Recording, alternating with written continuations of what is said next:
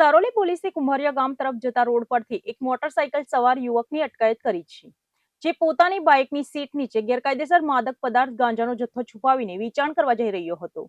પોલીસે બાઇક અને નશાના જથ્થા સાથે આરોપીને દબોચીને આગળની કાર્યવાહી હાથ ધરી છે. સુરત શહેરમાંથી નશાના કારોબારને જળમૂળથી ઉખેડી ફેંકવા માટે પોલીસ કમિશનર દ્વારા નો ડ્રગ્સ ઇન સુરત સિટીનું એક વિશેષ અને કડક અભિયાન ચલાવવામાં આવી રહ્યું છે. આ અભિયાન અંતર્ગત ગેરકાયદેસર ડ્રગ્સ, ગાંજા અને ચરસની હેરાફેરી તેમજ વેચાણ કરતા તત્વો સામે લાલ આંખ કરવાની કડક સૂચના આપવામાં આવી છે. જે અંતર્ગત સારોલી પોલીસ સ્ટેશનની સર્વેલન્સ ટીમે પેટ્રોલિંગ દરમિયાન ગાંજાની હેરાફેરી કરતા એક ઇસમને રંગે હાથે ઝડપી પાડ્યો છે. આ સફળ કામગીરીની વિગત એવી છે કે ઉચ્ચ પોલીસ અધિકારીઓના સીધા માર્ગદર્શન હેઠળ સારોલી પોલીસ સ્ટેશનની સર્વેલન્સ ટીમ પ્રોહિબિશન અને નાર્કોટિક્સ ડ્રાઈવ અંતર્ગત તે વિસ્તારમાં સઘન પેટ્રોલિંગમાં હતી. આ દરમિયાન સર્વેલન્સ સ્ટાફના જવાનોને પ્રોહિબિશન ગુનાઓ અટકાવવા માટેની પેટ્રોલિંગ કામગીરી દરમિયાન એક સંયુક્ત સફળતા મળી હતી. સર્વેલન્સના જવાનો તે વિસ્તારમાં હાજર હતા ત્યારે તેમને તેમના અંગત અને ચોક્કસ નિકટના વિશ્વાસુ બાતમીદારો પાસેથી એક અત્યંત મહત્વની અને પાકી હકીકત મળી હતી. બાતમી મળી હતી કે એક ઇસમ પોતાના કબજા હેઠળની એક કાળા કલરની બજાજ કંપનીની પલ્સર મોટરસાયકલ પર ગેરકાયદેસર માદક પદાર્થ ગાંજાનો જથ્થો છુપાવીને વેચાણ કરવા માટે પસાર થવાનો છે. આ ચોક્કસ બાતમી હકીકતના આધારે સારોલી પોલીસે ડીએમડી ટેક્સટાઇલ માર્કેટ નજીક આવેલા કુંભારિયા ગામ તરફ જતા રોડ પર વોચ ગોઠવીને નાકાબંધી કરી હતી. પોલીસની ટીમ હાઈવે પર વોચમાં હતી તે દરમિયાન બાતમીવાળી શંકાસ્પદ કાળા કલરની પલ્સર મોટરસાયકલ આવતા જ પોલીસે તેને ચારેય તરફથી કોર્ડન કરીને અટકાવી દીધી હતી. પોલીસે બાઇક ચાલકની અટકાયત કરીને તેની મોટરસાયકલની સઘન તલાશી લીધી હતી. પોલીસે જ્યારે બાઇકની સીટ ખોલીને તપાસ કરી ત્યારે અધિકારીઓ પણ ચોંકી ઉઠ્યા હતા. સાતીર બુટલેગરે પોલીસ ચેકિંગથી બચવા માટે બાઇકની સીટની બિલકુલ નીચેના ભાગમાં ગેરકાયદેસર માદક પદાર્થ ગાંજાનો જથ્થો સંતાડી રાખ્યો હતો. પોલીસે ઘટના સ્થળેથી ગાંજાનો જથ્થો અને બાઇક કબજે કરી લીધી હતી. નશાના આ કાળા કારોબાર બદલ સારોલી પોલીસે ઘટના સ્થળેથી 25 વર્ષીય આરોપીની ધરપકડ કરી છે. મજૂરી કામ કરતો આ આરોપી સારોલી વિસ્તારની ઈશ્વર દર્શન સોસાયટીના એક મકાનમાં રહેતો હોવાનું સામે આવ્યું છે. સારોલી પોલીસે આરોપી સામે એનડીપીએસ એક્ટ હેઠળ ગુનો નોંધીને કાયદેસરની કાર્યવાહી હાથ ધરી છે. આ નશાનો જથ્થો ક્યાંથી લાવવામાં આવ્યો હતો, આ નેટવર્કમાં અન્ય કયા સ્થાનિક પેડલરો સામેલ છે અને તે સુરતમાં કોને સપ્લાય કરવાનો હતો તે દિશામાં પોલીસે આગળની તપાસ તેજ કરી છે. સુરતમાં સીએનજી ગેસના ભાવ વધારાની સીધી અને મોટી અસર જોવા મળી રહી છે. ડિંડોલી વિસ્તારમાં રિક્ષા ચાલકોએ ભાડા વધારાની માંગ સાથે અચાનક હડતાલ પાડી દેતા મુસાફરો ભારે હાલાકીમાં મુકાયા છે. સુરત શહેરમાં સીએનજી ગેસના ભાવમાં થયેલા સતત વધારાના કારણે હવે રિક્ષા ચાલકોનો આક્રોશ ફાટી નીકળ્યો છે.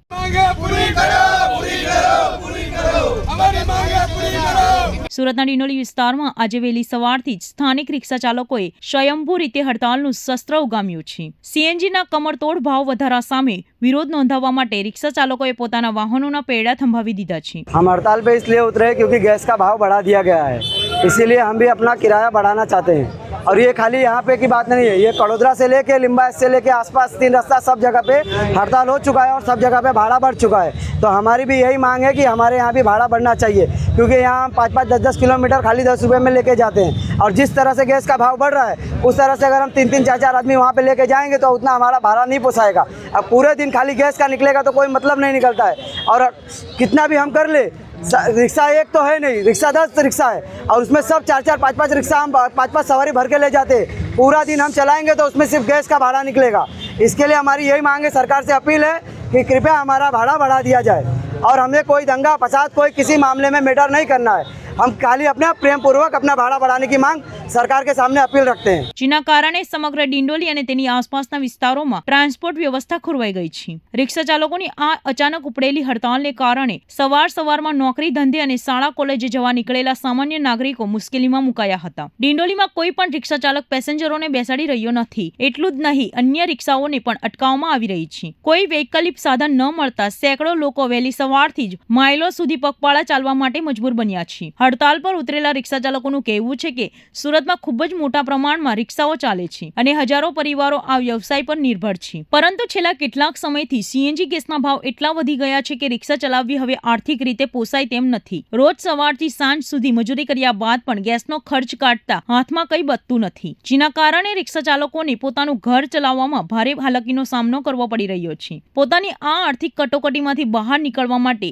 રિક્ષા ચાલકો દ્વારા રિક્ષાના મિનિમમ ભાડામાં તાત્કાલિક ધોરણે 5 રૂપિયાનો વધારો મંજૂર કરવામાં આવે તેવી ઉગ્ર માંગ કરવામાં આવી રહી છે. રિક્ષા ચાલકોએ ચીમકી ઉચ્ચારી છે કે જ્યાં સુધી ભાડા વધારા અંગે તંત્ર કે સંગઠન દ્વારા કોઈ સકારાત્મક નિર્ણય લેવામાં નહીં આવે ત્યાં સુધી તેમનો આ વિરોધ યથાવત રહેશે. હવે જોવાનું એ રહેશે કે મુસાફરોની આ હાલાકીનો અંત ક્યારે આવશે. हड़ताल इसलिए किया गया कि सभी चीज़ का भाव बढ़ गया है. ऑयल जो हमें 570 रुपये में मिल रहा था वो अभी 650, 700, 750 तक मिल रहा है. जो 200 मिस्त्री चार्ज ले रहा था वो अभी 300 रुपया ले रहा है. हर एक चीज़ पे भाव बढ़ गया है. दूध से लेके खाने से लेके पीने से लेके सब कुछ बढ़ गया है. हर एक चीज़ पे बढ़ गया. हमारे गाड़ी का तीन आदमी का पासिंग है. हम 30 रुपये में भाड़ा ले जाएंगे तो हमारा CNG का भी पैसा नहीं निकलता है. इसलिए हमें 5 रुपया बढ़ाना जरूरी है. CNG बढ़ गया, ऑयल का बढ़ गया, एक एक पार्ट पे सामान पैसा बढ़ गया है. तो हमारा फर्ज है बढ़ाने का. इसलिए हम अपने नियम अनुसार 5 रुपया बढ़ा रहे हैं और हमें कोई दिक्कत नहीं है. अगर ये भाड़ा नहीं बढ़ने का रिक्वेस्ट आया नहीं तो आगे क्या करोगे? भाड़ा तो बढ़ाना ही पड़ेगा 100%. नहीं तो हम तो रोड पे उतर आएंगे. रोड पे उतरेंगे. સુરતમાં વસ્તી ગણતરીના સરકારી આદેશ સામે શિક્ષકોમાં ભારે અસંતોષ વ્યાપ્યો છે. ઉધના ખાતે સેંકડો શિક્ષકોએ એકઠા થઈને વહીવટી તંત્રને જોહુકમી સામે પોતાનો ઉગ્ર વિરોધ નોંધાવ્યો છે. રાષ્ટ્રીય સ્થળની વસ્તી ગણતરીની કામગીરી શરૂ થાય તે પહેલા જ સુરત શહેર અને જિલ્લાના પ્રાથમિક શિક્ષણ આલમમાં મોટો ભડકો થયો છે. ઝાંસી કી રાણી ગાર્ડન ખાતે પ્રાથમિક શિક્ષણ મહાસંઘના નેજા હેઠળ આજે શિક્ષકોનો એક વિશાળ મોરચો યોજાયો હતો. આ જાહેર પ્રદર્શનમાં શિક્ષકોએ વસ્તી ગણતરીની ડ્યુટીમાં રાખવામાં આવેલી અણઘડ નીતિઓ અને તેનાથી ઊભી થનારી વ્યવહારિક મુશ્કેલીઓ મુદ્દે સરકાર સામે બાયો ચડાવી છે. શિક્ષકોના વિરોધનું મુખ્ય અને સૌથી મોટું કારણ વસ્તી ગણતરી માટે કરવામાં આવેલી બ્લોક ફાળવણી છે. શિક્ષકોનો આક્ષેપ છે કે તંત્ર દ્વારા કોઈ પણ પ્રકારના યોગ્ય આયોજન વગર તેમના ઘર અને શાળાની ખૂબ જ દૂરના વિસ્તારોમાં વસ્તી ગણતરીની કપરી ડ્યુટી સોંપવામાં આવી છે. ઘણા શિક્ષકોએ પોતાના ઘર કે શાળાથી 7 કિલોમીટરથી લઈને છેક 21 કિલોમીટર સુધીના અત્યંત દૂરના અંતરે આવેલા બ્લોક ફાળવી દેવામાં આવ્યા છે. આટલા દૂરના અંતરે જઈને કામગીરી કરવામાં શિક્ષકો ખાસ કરીને મહિલા શિક્ષિકાઓનો ભારે પરિવહન અને સુરક્ષા સંબંધી સમસ્યાનો સામનો કરવો પડી રહ્યો છે. આ અણઘડ આયોજનને કારણે અત્યારે શિક્ષકો ભારે મૂંઝવણમાં મુકાયા છે. શિક્ષકોનું કહેવું છે કે એક તરફ શાળાઓમાં નિયમિત શૈક્ષણિક સત્ર ચાલતું હોય છે જેમાં બાળકોના અભ્યાસ, પરીક્ષા અને અન્ય શાળાકીય પ્રવૃત્તિઓનું મોટું ભારણ હોય છે. બીજી તરફ વસ્તી ગણતરી માટે આટલા દૂરના વિસ્તારોમાં મોકલવામાં આવતા તેઓ શાળાનું શૈક્ષણિક કાર્ય સંભાળે કે પછી વસ્તી ગણતરીની કામગીરી કરે.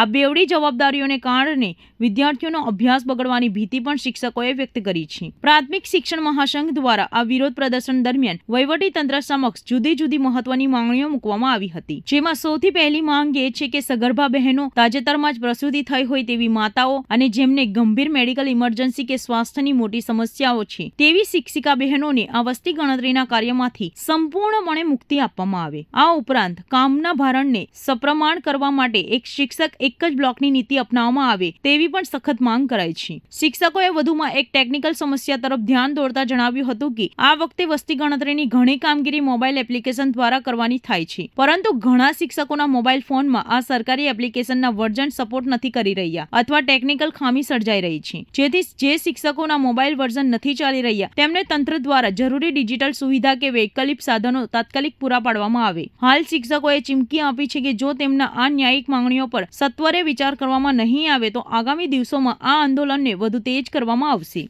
સુરતના મોટા વરાછા વિસ્તારમાંથી મોપેડ પર વિદેશી દારૂની હોમ ડિલિવરી કરતા એક બુટલેગરને ઉત્તરાયણ પોલીસે ઝડપી પાડ્યો છે. પોલીસે તેની પાસેથી મોંઘીદાટ દારૂની બોટલો સહિતનો મુદ્દામાલ જપ્ત કર્યો છે.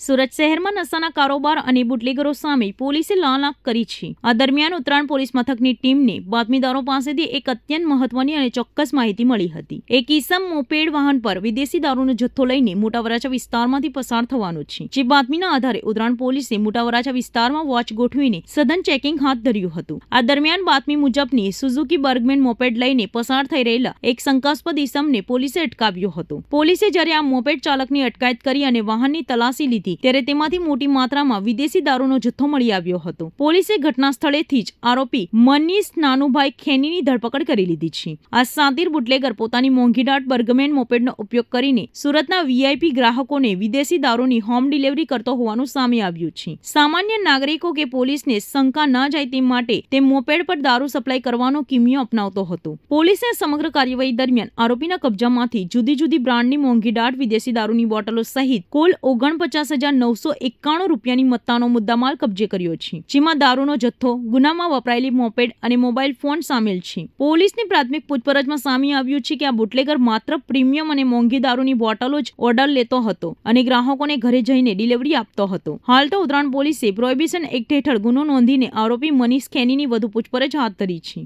સુરતના ઉત્તરાયણ વિસ્તારમાં આવેલા પોસ્ટ એપાર્ટમેન્ટમાં ચાલતા એક હાઈ પ્રોફાઇલ જુગારધામ પર પોલીસે દરોડા પાડીને મોટી સફળતા મેળવી છે. ઉત્તરાયણ પોલીસે સંચાલક મહિલા સહિત કુલ 7 મહિલાઓને રંગે હાથે ધરપકડ કરી લીધી છે. સુરત શહેરમાં કાયદો અને વ્યવસ્થાની સ્થિતિ સુદૃઢ કરવા અને ગેરકાયદેસર પ્રવૃત્તિઓને મતાસ્ત કરવા માટે પોલીસ એક્શન મોડમાં છે. તેવામાં ઉત્તરાયણ પોલીસ સ્ટેશનની ટીમે એક ચોક્કસ અને હાઈ પ્રોફાઇલ બાતમીના આધારે વીઆઈપી ગણાતા વિસ્તારમાં દરોડા પાડીને ચાલતા જુગારધામનો પર્દાફાશ કરવામાં મોટી સફળતા મેળવી છે. ઘટનાની વિગત એવી છે કે ઉત્તરાયણ પોલીસને તેમના અંગત બાતમીદારો પાસેથી એક અત્યંત ચોંકાવનારી હકીકત મળી હતી કે તે વિસ્તારમાં આવેલા આલિશાન સેનોસ્ટા હાઇટ્સના એક ફ્લેટની અંદર મોટા પાયે હાઈ પ્રોફાઇલ જુગારધામ ચાલી રહ્યું છે. બાતમીના આધારે ઉત્તરાયણ પોલીસની ટીમે મોડી રાત્રે આયોજનબદ્ધ રીતે સેનોસ્ટા હાઇટ્સના એ ફ્લેટ પર દરોડા પાડ્યા હતા. પોલીસે જ્યારે ફ્લેટની અંદર પ્રવેશ કર્યો ત્યારે ત્યાંનું દ્રશ્ય જોઈને અધિકારીઓ પણ ચોંકી ઉઠ્યા હતા. ફ્લેટના હાઈ પ્રોફાઇલ ઘરની મહિલાઓ ગોળ કુંડાળું બનીને પત્તી પાનાનો જુગાર રમી રહ્યા હતા. પોલીસે સ્થળ પરથી જુગાર રમી રહેલી અને રમાડતી કુલ 7 મહિલાઓને રંગે હાથે ધરપકડ કરી લીધી છે. પોસ્ટ સોસાયટીઓમાં ચાલતા આ જુગારધામના કારણે આસપાસના રહીશોમાં પણ ભારે ચર્ચા જાગી છે. પોલીસની પ્રાથમિક પૂછપરછમાં સામે આવ્યું છે કે આ જુગારધામ રેખા નામની મહિલા પોતાના જ ફ્લેટની અંદર ચલાવતી હતી. તે બહારથી અન્ય હાઈ પ્રોફાઇલ મહિલાઓને પોતાના ઘરે બોલાવીને નાળ ઉઘરાવીને જુગારની કલબ ચલાવતી હતી. પોલીસે તમામ મહિલા આરોપીઓની અટકાયત કરી તેમની પાસેથી જુગારના સાધનો, ગંજીપાના, કિંમતી મોબાઈલ ફોન અને મોટી માત્રામાં રોકડ રકમ સહિતનો મુદ્દામાલ જપ્ત કર્યો છે. ઉત્તરાયણ પોલીસે પકડાયેલી તમામ 7 મહિલાઓ સામે જુગાર ધારા હેઠળ ગુનો નોંધીને કાયદેસરની કાર્યવાહી હાથ ધરી છે. આ હાઈ પ્રોફાઇલ જુગારધામ છેલ્લા કેટલાક સમયથી ચાલતું હતું અને આ નેટવર્કમાં અન્ય કઈ મહિલાઓ કે પુરુષો સંડોવાયેલા છે તે દિશામાં ઉત્તરાયણ પોલીસે આગળની ઝીણવટભરી તપાસ તેજ કરી છે. અમદાવાદના પોસ્ટ વિસ્તાર નહેરુનગરમાંથી એક ચોંકાવનારી ઘટના સામે આવી છે.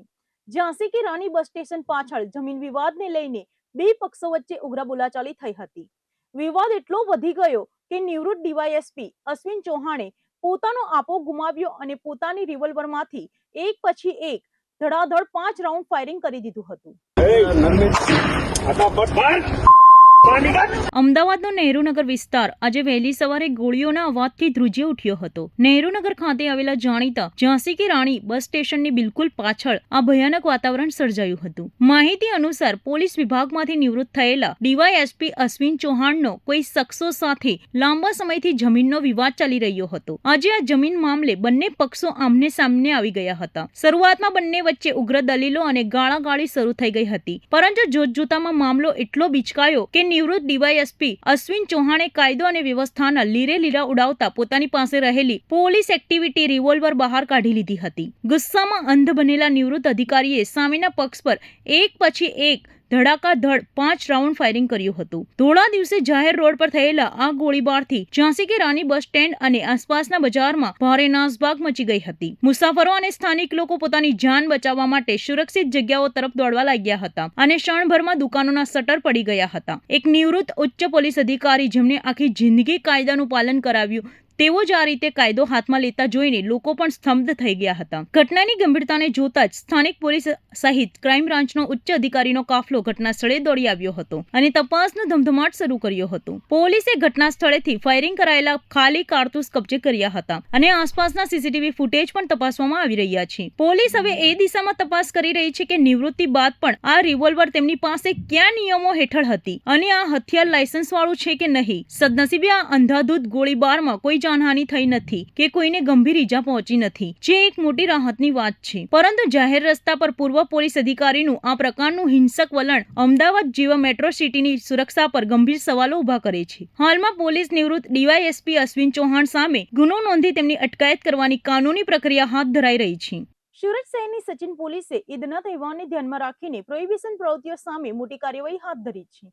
પોલીસે ચોક્કસ બાતમીના આધારે સચિન દૂરદર્શન ટાવર 4 રસ્તા પાસેથી એક લક્ઝરીઝ વર્ણના કારમાંથી વિદેશી દારૂ અને બિયરનો મોટો જથ્થો ઝડપી પાડ્યો છે. સુરત શહેરમાં ઈદના તહેવાર દરમિયાન કાયદો અને વ્યવસ્થાની પરિસ્થિતિ સુચારુ રૂપે જળવાઈ રહે તે માટે પોલીસ કમિશનર દ્વારા દારૂ અને જુગારની ગેરકાયદેસર પ્રવૃત્તિઓ નેસ્તનાબૂદ કરવા કડક સૂચના આપવામાં આવી છે. આ સૂચનાને પગલે સચિન પોલીસ સ્ટેશનના પીઆઈના માર્ગદર્શન હેઠળ સર્વેલન્સ સ્ટાફની ટીમ તે વિસ્તારમાં સઘન પેટ્રોલિંગમાં હતી. તે દરમિયાન પોલીસે પ્રોહિબિશનનો એક મોટો કેસ શોધી કાઢવામાં સફળતા મળી છે. સચિન પોલીસના સર્વેલન્સ સ્ટાફના પીએસઆઈની ટીમ જ્યારે પેટ્રોલિંગમાં હતી ત્યારે એએસઆઈ અને પોલીસ કોન્સ્ટેબલને એક સંયુક્ત અને ચોક્કસ બાતમી હકીકત મળી હતી. બાતમી હતી કે એક સફેદ કલરની હોન્ડા વર્ના ફોર વ્હીલર કારમાં ગેરકાયદેસર રીતે વિદેશી દારૂનો જથ્થો ભરીને હેરાફેરી કરવામાં આવી રહી છે. આ બાતમીના આધારે પોલીસે સચિન દૂરદર્શન ટાવર 4 રસ્તા પાસે વોચ ગોઠવીને નાકાબંધી કરી હતી. પોલીસે બાતમીવાળી શંકાસ્પદ સફેદ કલરની હોન્ડા વર્ના કારને અટકાવીને તેની તલાશી લેતા પોલીસ પણ ચોંકી ઉઠી હતી. કારની અંદરની ગેરકાયદેસર રીતે છુપાવીને લાવવામાં આવેલી ભારતીય બનાવટના વિદેશી દારૂની નાની મોટી બોટલો તેમજ બિયરના ટીન મળી આવ્યા હતા. પોલીસે સ્થળ પરથી અલગ અલગ બ્રાન્ડની કુલ 468 નંગ દારૂ અને બિયરની બોટલો જપ્ત કરી હતી, જેની અંદાજે કિંમત 1,05,816 જેટલી થાય છે. આ ગેરકાયદેસર હેરાફેરી બદલ પોલીસે સ્થળ પરથી કાર ચલાવતા આરોપીઓની ધરપકડ કરી લીધી છે, જેમાં 48 વર્ષીય આ આરોપી અઠવાલાઇન્સ વિસ્તારનો વતની છે અને વ્યવસાય જમીન દલાલના ધંધા સાથે સંકળાયેલો છે. પોલીસે આ ડ્રાઈવર દરમિયાન 1,05,816 નો દારૂ, 3 લાખની કિંમતની હોન્ડા વર્ના કાર અને 10,000ની કિંમતનો એક મોબાઈલ ફોન મળીને કુલ્લે ₹4,15,816 નો મુદ્દામાલ કબજે કર્યો છે.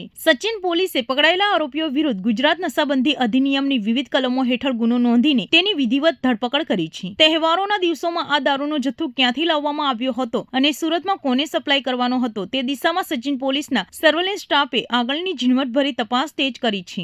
સુરતના ખડોદરા પોલીસ સ્ટેશન પાછળ આવેલી કેનાલમાંથી એક અજાણ્યા યુવકની લાશ મળી આવતા ચકચાર મચી ગઈ છે.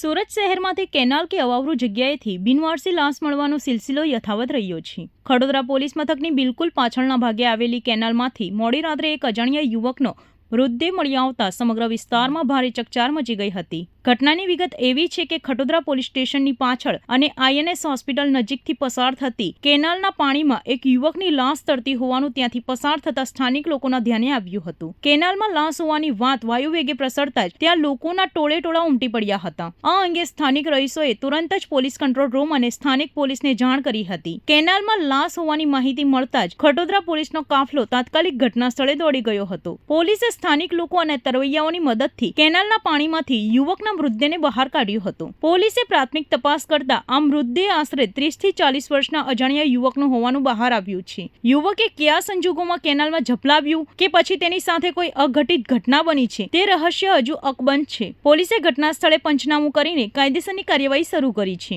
હાલ તો પોલીસે યુવકના મૃતદેહનો કબજો સંભાળીને તેમને પોસ્ટમોર્ટમની પ્રક્રિયા માટે સુરત સિવિલ હોસ્પિટલ ખાતે ખસેડી આપ્યો છે. ખડોદરા પોલીસે અકસ્માત મોતનો ગુનો નોંધીને આસપાસના વિસ્તારોમાં ગુમ થયેલા યુવાનોની યાદી મેળવી મૃતકની ઓળખ વિધિ કરવાના ચક્કો ગતિમાન કર્યા છે. પોસ્ટમોર્ટમ રિપોર્ટ આવ્યા બાદ જ યુવકના મોતના અસલી કારણ પરથી પડદો ઉચકાશે. સુરત અને દેશભરમાં ડિજિટલ એરેસ્ટના નામે સિનિયર સિટીઝનોને શિકાર બનાવતી ગેંગ સામે સુરત ક્રાઇમ બ્રાન્ચે એક મોટી અને પ્રશંસનીય સફળતા મેળવી છે. સીબીઆઈના નકલી અધિકારી બનીને બેંગલુરુના એક 90 વર્ષના વૃદ્ધાને ડિજિટલ એરેસ્ટ કરીને 1.34 કરોડ રૂપિયા પડાવનાર મુખ્ય સાતી ઠગને પોલીસે અમરોલી વિસ્તારમાંથી દબોચી લીધો છે. આજકાલ સોશિયલ મીડિયા અને ઇન્ટરનેટના માધ્યમથી ડિજિટલ એરેસ્ટના નામે કરોડો રૂપિયા પડાવતી ગેંગ દેશભરમાં સક્રિય થઈ છે. ત્યારે સુરત ક્રાઇમ બ્રાન્ચની ટીમે ટેકનિકલ સર્વેલન્સ અને હ્યુમન ઇન્ટેલિજન્સના આધારે ઓપરેશન પાર પાડીને આંતરરાજ્ય સાયબર ફ્રોડના ગુનામાં સંડોવાયેલા આરોપી જિગ્નેશ વઘડિયાને સુરતના અમરોલી વિસ્તારમાંથી ઝડપી પાડ્યો છે. આ હાઈ પ્રોફાઇલ સાયબર ગુનાની વિગત એવી છે કે કર્ણાટકના બેંગલુરુ ખાતે રહેતા એક 90 વર્ષના વયોવૃદ્ધ મહિલા પાસે સીબીઆઈના નકલી અધિકારીઓએ સંપર્ક કર્યો હતો. ઠગોએ વૃદ્ધાને ડરાવતા કહ્યું કે તેમના નામે એક શંકાસ્પદ પાર્સલ મળ્યું છે, જેમાં પ્રતિબંધિત ડ્રગ્સ એટલે કે માદક પદાર્થો મોકલવામાં આવ્યા છે. જો તેઓ સહયોગ નહીં આપે તો તેમની વિરુદ્ધ મોટો કાયદાકીય કેસ થશે અને જેલ ભેગા થવું પડશે. આરોપીઓએ વૃદ્ધાને કાયદો અને જેલનો ભારે ડર બતાવીને સ્કાઇપ કે અન્ય વિડીયો કોલિંગ એપ્લિકેશનના માધ્યમથી દિવસો સુધી હોમ અરેસ્ટ એટલે કે ડિજિટલ અરેસ્ટ કરીને રાખ્યા હતા. આ દરમિયાન કેસ દબાવી દેવાના અને સીબીઆઈ તપાસમાંથી મુક્તિ અપાવવાના બહાને 7 ઠગોએ ટુકડે ટુકડે કરીને વૃદ્ધા પાસેથી રૂપિયા 1.34 કરોડની મસમોટી રકમ પડાવી લીધી હતી. વૃદ્ધા સાથે થયેલી આ કરોડો રૂપિયાની છેતરપિંડી અંગે તમામ બાબતે કર્ણાટક સાયબર ક્રાઇમ પોલીસ મથકમાં સત્તાવાર ગુનો નોંધવામાં આવ્યો હતો. આ ગુનામાં તાર સુરત સાથે જોડાયેલા હોવાની ટેકનિકલ માહિતી મળતા જ સુરત ક્રાઇમ બ્રાન્ચ એક્શનમાં આવી હતી અને અમરોલી ખાતે દરોડો પાડીને મુખ્ય સૂત્રધાર જિગ્નેશ વઘડિયાની વિધિવત ધરપકડ કરી હતી. સુરત ક્રાઇમ બ્રાન્ચે પકડાયેલા આરોપીનો કબજો મેળવીને આગળની કાયદેસરની કાર્યવાહી હાથ ધરી છે. તેમજ કર્ણાટક સાયબર ક્રાઇમ પોલીસને પણ આ અંગે જાણ કરી દેવામાં આવી છે. આ આંતરરાજ્ય ગેંગમાં અન્ય કેટલા લોકો સામેલ છે અને આ કરોડો રૂપિયા કયા બેંક ખાતામાં ટ્રાન્સફર કરાયા છે તે દિશામાં હવે સઘન પૂછપરછ શરૂ કરવામાં આવી છે. 90 વર્ષના વૃદ્ધાને સીબીઆઈના નકલી અધિકારી બનીને ડિજિટલ એરેસ્ટ કરનાર 7 ઠગ અમરોલીમાંથી ઝડપાયો છે. નકલી ડ્રગ્સ પાર્સલ પકડાયું હોવાનું અને કેસ કરવાની ધમકી આપીને 90 વર્ષના એક વૃદ્ધા મહિલાને ડિજિટલ એરેસ્ટ કરવામાં આવ્યા હતા. આ ડર બતાવીને સાતિર ભેજાબાજે વૃદ્ધા પાસેથી અધધ 1.34 કરોડ રૂપિયા પડાવી લીધા હતા. આ હાઈ પ્રોફાઇલ છેતરપિંડી અંગે કર્ણાટક સાયબર ક્રાઇમમાં ગુનો નોંધાયો હતો. ટેકનિકલ સોર્સિસના આધારે સુરત ક્રાઇમ બ્રાન્ચે ઓપરેશન હાથ ધરીને અમરોલી વિસ્તારમાંથી મુખ્ય આરોપી જિગ્નેશ વઘડિયાની ધરપકડ કરી લીધી છે. ક્રાઇમ બ્રાન્ચની ટીમે આરોપીને ઝડપી પાડી આગળની કાયદેસરની કાર્યવાહી માટે કર્ણાટક પોલીસને સોંપવાની તજવીજ હાથ ધરી છે. સુરત મહાનગરપાલિકાના નવા શાસકોના નામોની સત્તાવાર જાહેરાત કરી દેવામાં આવી છે. ભાજપ મોવડી મંડળ દ્વારા સુરતના વિકાસની કમાન આ વખતે નવા અને અનુભવી ચહેરાઓના હાથમાં સોંપવામાં આવી છે.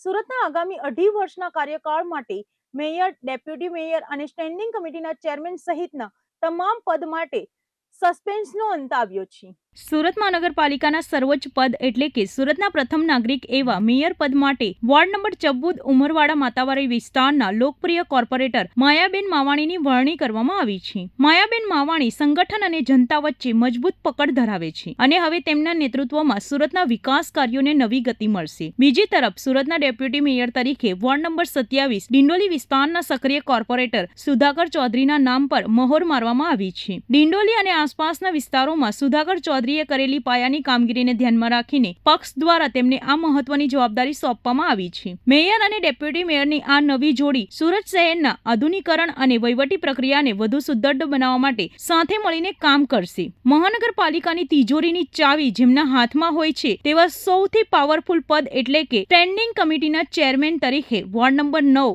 રાંદેર, જહાંગીરપુરા અને પાલનપુર વિસ્તારના કોર્પોરેટર રાજન પટેલની જાહેરાત કરવામાં આવી છે. રાજન પટેલ લાંબા સમયથી પાલિકાના વિવિધ પ્રોજેક્ટ સાથે સંકળાયેલા છે. સુરતના મેગા પ્રોજેક્ટ જેવા કે મેટ્રો ટ્રેન, તાપી રિવરફ્રન્ટ અને બેરેજ પ્રોજેક્ટને સમયસર પૂર્ણ કરવાના લક્ષ્યાંક સાથે રાજન પટેલ આગામી દિવસોમાં નાણાકીય આયોજન સંભાળશે. પાલિકાના ગૃહમાં શાસક પક્ષનો પક્ષ મજબૂતાઈથી રજૂ કરવા અને કોર્પોરેટરો વચ્ચે સંકલન જાળવવા માટે શાસક પક્ષના નેતા તરીકે વોર્ડ નંબર 11 અડાજણ ગોરાટના મહિલા કોર્પોરેટર અલ્પાબેન મહેતાની પસંદગી કરવામાં આવી છે. અલ્પાબેન મહેતા શિક્ષણ અને સામાજિક ક્ષેત્રે બહોળા અનુભવ ધરાવે છે, જેના કારણે ગૃહની કાર્યવાહી દરમિયાન શાસક પક્ષ તરફથી તેઓ મહત્વની ભૂમિકા ભજવશે. પક્ષની શિસ્ત જાળવવા અને તમામ કોર્પોરેટરોને એક તાતણે બાંધી રાખવા માટે પાલિકા દંડક તરીકે વોર્ડ નંબર 23 બમરોલી ઉધના વિસ્તારના મહિલા કોર્પોરેટર ઉર્મિલાબેન ત્રિપાઠીની નિમણૂક કરવામાં આવી છે. ઉધના અને બમરોલી જેવા શ્રમિક અને મધ્યમ વર્ગીય વિસ્તારનું પ્રતિનિધિત્વ કરતા ઉર્મિલાબેન પાલિકાની શિસ્ત સમિતિમાં કડક વલણ માટે જાણીતા છે. આમ સુરત મહાનગરપાલિકાના નવા 5 પદાધિકારીઓની વરણીમાં ભાજપે ભૌગોલિક અને જ્ઞાતિગત સમીકરણોની સાથે સાથે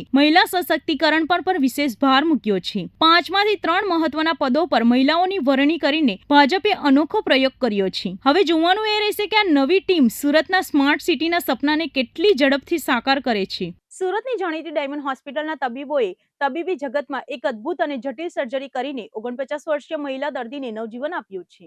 સુરતની ડાયમંડ હોસ્પિટલ ફરી એકવાર જટિલ ઓપરેશન સફળતાપૂર્વક પાર પાડીને તબીબી ક્ષેત્રે પ્રશંસનીય કામગીરી માટે ચર્ચામાં આવી છે. સામાન્ય રીતે માનવ શરીરમાં નાની મોટી ગાંઠ થવાના કિસ્સાઓ સામે આવતા હોય છે, પરંતુ ડાયમંડ હોસ્પિટલના તબીબો સમક્ષ એક એવો દુર્લભ અને પડકારજનક કેસ સામે આવ્યો જેને જોઈને ખુદ તબીબો પણ આશ્ચર્યચકિત થઈ ગયા હતા. ડાયમંડ હોસ્પિટલ જનરલ સર્જરી ડિપાર્ટમેન્ટમાં કાર્યરત છું. અમારે ત્યાં 46 વર્ષની મહિલા પેટના ભાગે ગાંઠ હોવાનું નિદાન થયેલું. ઓપરેશન દરમિયાન ગાંઠ છે એ આખા પેટમાં ફેલાયેલી હતી. ઓપરેશનમાં અમારી ટીમ ડૉક્ટર કલ્પના પટેલ, આકાશ ત્રિવેદીએ સફળતાપૂર્વક ઓપરેશન કરેલું છે. ઓપરેશનમાં 8.5 કિલોની ગાંઠ નીકળેલી ઓપરેશન સરસ સફળતાપૂર્વક થઈ ગયું છે. પેશન્ટ સ્ટેબલ છે. મળતી માહિતી અનુસાર એક 49 વર્ષીય મહિલા દર્દી છેલ્લા 1 વર્ષથી પેટમાં અસહ્ય પીડા, ભારેપણું અને તીવ્ર અસ્વસ્થતાનો સામનો કરી રહ્યા હતા. તેમને અનેક જગ્યાએ સારવાર કરાવવા છતાં કોઈ રાહત થઈ ન હતી. આખરે તેઓ ડાયમંડ હોસ્પિટલ ખાતે આવ્યા હતા, જ્યાં તબીબો દ્વારા વિવિધ મેડિકલ ટેસ્ટ અને સીટી સ્કેન કરાવવામાં આવતા જાણવા મળ્યું હતું કે મહિલાના પેટની અંદર એક વિશાળકાય ગાંઠ બનેલી છે. આ ગાંઠ એટલી મોટી હતી કે તે 28 સેન્ટીમીટરના કદ સાથે મહિલાના સમગ્ર પેટમાં ભાગમાં ફેલાઈ ગઈ હતી, જેના કારણે શરીરના અન્ય આંતરિક અવયવો પર ભારે દબાણ આવ્યું હતું. દર્દીની સ્થિતિ અને જોખમને ધ્યાનમાં રાખીને હોસ્પિટલના સિનિયર ડોક્ટરોની ટીમ દ્વારા તાત્કાલિક મેગા સર્જરી કરાવવાનું આયોજન કરવામાં આવ્યું હતું. કલાકો સુધી ચાલેલી આ અત્યંત જટિલ અને હાઈ રિસ્ક સર્જરીના અંતે તબીબોએ સફળતાપૂર્વક આ વિશાળ ગાંઠને મહિલાના શરીરમાંથી બહાર કાઢી હતી. ઓપરેશન બાદ જ્યારે આ ગાંઠનું વજન કરવામાં આવ્યું ત્યારે તે પૂરા 8.400 કિલોગ્રામની હોવાનું સામે આવ્યું હતું. તબીબોના જણાવ્યા અનુસાર મહિલાના શરીરમાં આટલી વિશાળ અને દુર્લભ ગાંઠની સર્જરી તબીબી ઇતિહાસમાં ભાગ્યે જ જોવા મળે છે. સફળ ઓપરેશન બાદ મહિલા દર્દીએ અસહ્ય પીડામાંથી મુક્તિ મેળવી છે અને તેમની હાલત હવે સંપૂર્ણ સુધારા પર છે. આ સફળ ઓપરેશન બદલ મહિલા અને તેમના પરિવારજનોએ ડાયમંડ હોસ્પિટલના તબીબો અને સ્ટાફનો હૃદયપૂર્વક આભાર વ્યક્ત કર્યો હતો. હોસ્પિટલની આ સફળતાએ સુરતના તબીબી ગૌરવમાં વધુ એક છોગો ઉમેર્યો છે. સુરતના ભટાર વિસ્તારમાં આવેલી સૈનત ઇન્ડસ્ટ્રીયલ એસ્ટેટમાં ચોરીની એક સનસનાટીભરી ઘટના સામે આવી છે. વહેલી સવારે અમદાવાદથી માલસામાન લઈને આવેલા એક આઈસર ટ્રકના ચાલકને નિશાન બનાવીને ચોરોએ ચોરીને અંજામ આપ્યો હતો. સુરત શહેરમાં શ્રમિકો અને બહારથી આવતા વાહન ચાલકોને નિશાન બનાવતી ચોર ટોળકીઓ વધુ સક્રિય થઈ હોય તેમ લાગી રહ્યું છે. ભટાર વિસ્તારમાં આવેલી સાયનાથ 1 ઇન્ડસ્ટ્રીયલ એસ્ટેટમાંથી ચોરીનો એક એવો કિસ્સો પ્રકાશમાં આવ્યો છે, જેમાં ચોરોએ અત્યંત શાતિર પદ્ધતિ અપનાવીને એક નિર્દોષ ટ્રક ડ્રાઈવરને લૂંટી લીધો છે. ઘટનાની વિગત એવી છે કે વહેલી સવારે અમદાવાદથી સીટ ફોર્મનો જથ્થો ભરીને એક Eicher truck Bhatar Sainath industrial ખાતે આવી પહોંચી હતી. લાંબા અંતરની મુસાફરીના કારણે થાકેલો ટ્રક ડ્રાઈવર માલ ખાલી થાય તે પૂર્વ પોતાની આઈસર ટ્રકની કેબિનની અંદર જ ગાઢ નિંદ્રામાં સૂતો હતો. ડ્રાઈવરને સૂતો જોઈને ચોરોએ આ તકનો લાભ ઉઠાવ્યો હતો. શાતિર ચોરોએ ચોરી કરવા માટે અનોખી મોડસ ઓપરેન્ડી અપનાવી હતી. તેઓએ આઈસર ટ્રકની કેબિનની આગળના ભાગે લાગેલા કાચની રબર પટ્ટીને ધારદાર હથિયારથી કાપી નાખી હતી અને ખૂબ જ ચાલાકીપૂર્વક કેબિનની અંદર પ્રવેશ કર્યો હતો. ચોરોએ ગાઢ નિંદ્રામાં સૂતેલા ડ્રાઈવરના ખિસ્સામાંથી ₹10,000ની રોકડ રકમ સેરવી લીધી હતી. રોકડ રકમ ઉપરાંત ચોરો કેબિનમાં મૂકેલો કિંમતી આઈફોન અને ઓપ્પો કંપનીનો મોબાઈલ ફોન પણ ચોરી કરી ગયા હતા. આટલું જ નહીં, ચોરોએ સૂતેલા ડ્રાઈવરના ખિસ્સા કાપીને તેનું ઓરિજિનલ ડ્રાઇવિંગ લાયસન્સ અને ટ્રક ચલાવવા માટેના તમામ જરૂરી આઈડી પ્રૂફ અને કાગળો પણ પોતાની સાથે લઈ ગયા હતા, જેના કારણે ડ્રાઈવર ભારે મુશ્કેલીમાં મુકાયો છે. સ્થાનિક વેપારીઓના જણાવ્યા અનુસાર આ વિસ્તારમાં ચોરોનો ત્રાસ ખૂબ જ વધી ગયો છે. આ ઘટનાના 2 દિવસ પહેલા જ 2 ચોરો અહીંથી 80ની મોંઘીદાટ કોપર પાઇપની ચોરી કરતા સીસીટીવી કેમેરામાં કેદ થયા હતા. ઇન્ડસ્ટ્રીયલ એસ્ટેટમાં સતત થતી ચોરીની ઘટનાઓને પગલે વેપારીઓ અને વાહન ચાલકોમાં ભારે રોષ જોવા મળી રહ્યો છે. હાલ આ મામલે પોલીસને જાણ કરાતા પોલીસે સીસીટીવી ફૂટેજના આધારે તસ્કરોને ઝડપી પાડવા ચક્કો ગતિમાન કર્યા છે. ગુજરાત પોલીસનું એક એવું અભિત સુરક્ષા કવચ, જેનું નામ સાંભળતા દુશ્મનો અને આતંકવાદીઓના હૃદયમાં ધ્રુજારી છૂટી જાય છે. કેન્દ્રની સૌથી શક્તિશાળી ગણાતી NSG એટલે નેશનલ સિક્યુરિટી ગાર્ડની તર્જ પર જ ગુજરાતના કાર્યરત છે ચેતક કમાન્ડો ફોર્સ.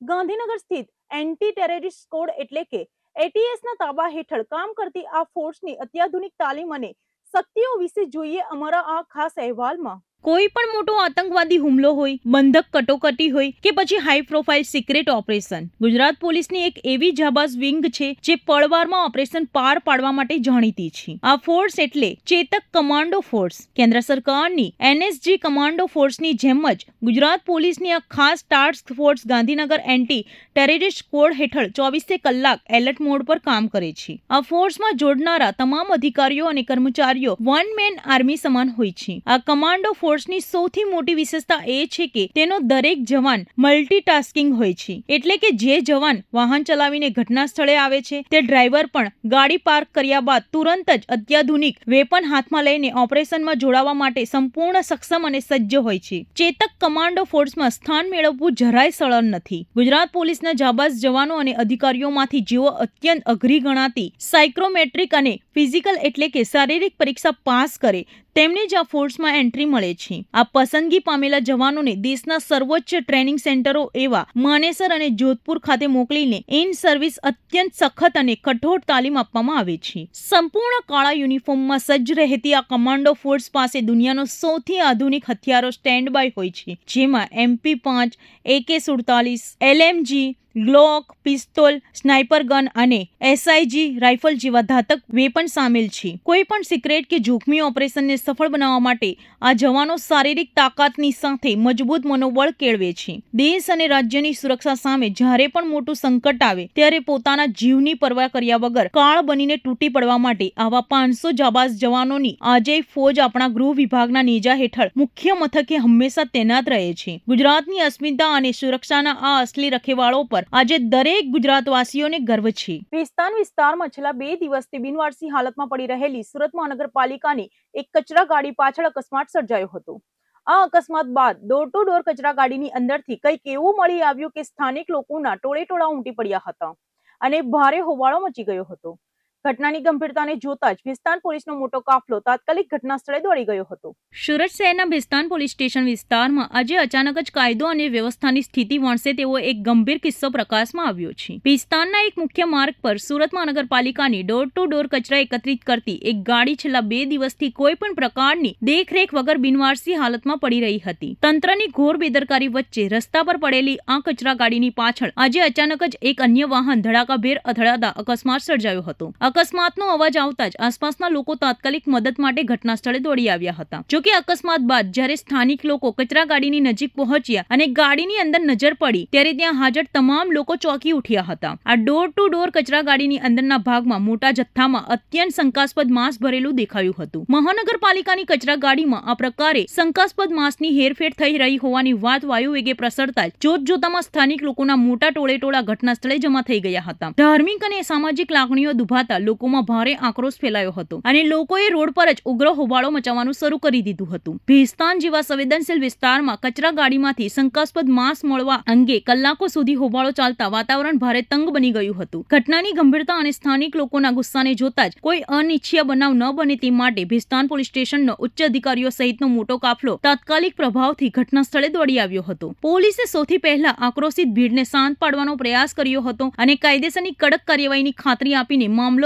થાણે પાડ્યો હતો. પરિસ્થિતિ પર કાબુ મેળવ્યા બાદ પોલીસે તાત્કાલિક સુરત મહાનગરપાલિકાના ઉચ્ચ અધિકારીઓ અને સેનેટરી ટીમને ફોન કરીને ઘટના સ્થળે તેડાવી લીધી હતી. મહાનગરપાલિકાના માણસો અને અધિકારીઓની ટીમ ઘટના સ્થળે પહોંચીને આ વિવાદિત કચરા ગાડીને કબજો કરીને ત્યાંથી રવાના થઈ ગઈ હતી. બીજી તરફ સ્થાનિક લોકોની માંગણીને ધ્યાનમાં રાખીને પોલીસે આ શંકાસ્પદ માંસના નમૂના મેળવીને તે ક્યાં પશુનું છે અને ક્યાંથી લાવવામાં આવી રહ્યું છે તે જાણવા માટે FSLની મદદ લેવાની તજવીજ શરૂ કરી હતી. હાલ ભેસ્તાન પોલીસ સ્ટેશનની ટીમ દ્વારા આ સમગ્ર મામલે ગુનો નોંધીને ખૂબ જ ઊંડાણપૂર્વક વધુ તપાસ હાથ ધરવામાં આવી છે. પોલીસ એ પણ તપાસ કરી રહી છે કે સુરત મહાનગરપાલિકાના કયા કોન્ટ્રાક્ટરની આ ગાડી છે, તેનો ડ્રાઈવર કોણ હતો અને 2 દિવસથી આ ગાડી બિનવારસી હાલતમાં કેમ પડી રહી હતી. આ સાથે જ કચરા ગાડીની આડમાં આ શંકાસ્પદ માંસ કોણ અને ક્યાં સપ્લાય કરી રહ્યું હતું તે આખા નેટવર્કનો પર્દાફાશ કરવા માટે પોલીસે આસપાસના CCTV ફૂટેજ પણ ફંગોળવાનું શરૂ કર્યું છે. CNG ગેસના ભાવમાં થયેલા અસહ્ય વધારા સામે કડોદરાના મોટી સંખ્યામાં રિક્ષા ચાલકો આજે હડતાલ પર ઉતરી ગયા છે.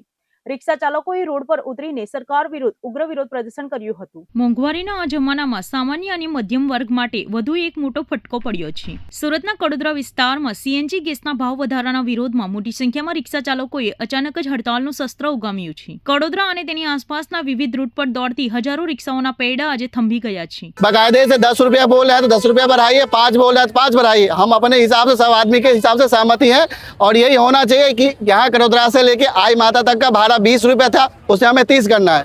वहाँ से कड़ोदरा से सहारा दरवाजा का 30 था, हमें 40 करना है.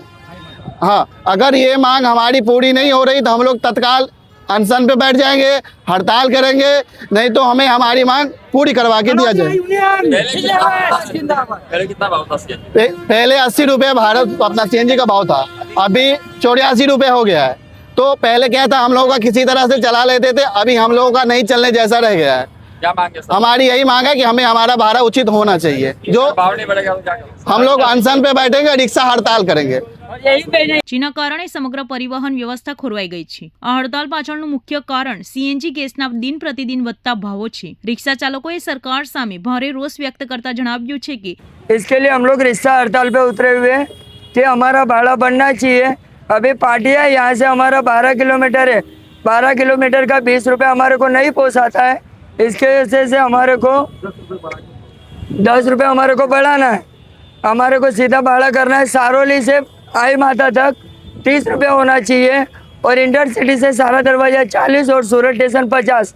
और वहाँ से कोई गाड़ी भरेगा पर्वत पाटिया से बोलो, पर्वत पाटिया से भरेगा तो सौरतम तक 45 रुपये कायदेसर भाड़ा होना चाहिए. पहले कितना भाड़ा था सीएनजी? पहले का वहाँ से भाड़ा था 30 रुपये में लेके जाते थे, ऐसा 35 रुपये भाड़ा था. पहले सीएनजी का भाव कितना? पहले 80 रुपये था, अभी कितना है? अभी 84 हो गया. सरकार से क्या मांगे? सरकार से हमारी एक ही मांग है कि हमारे को भाड़ा बढ़ाओ, एक तो सीएनजी कम करो. अगर भाव नहीं बढ़ेगा तो क्या करोगे? भाव नहीं बढ़ेगा तो हमारे को हड़ताल करनी है, हड़ताल करनी है.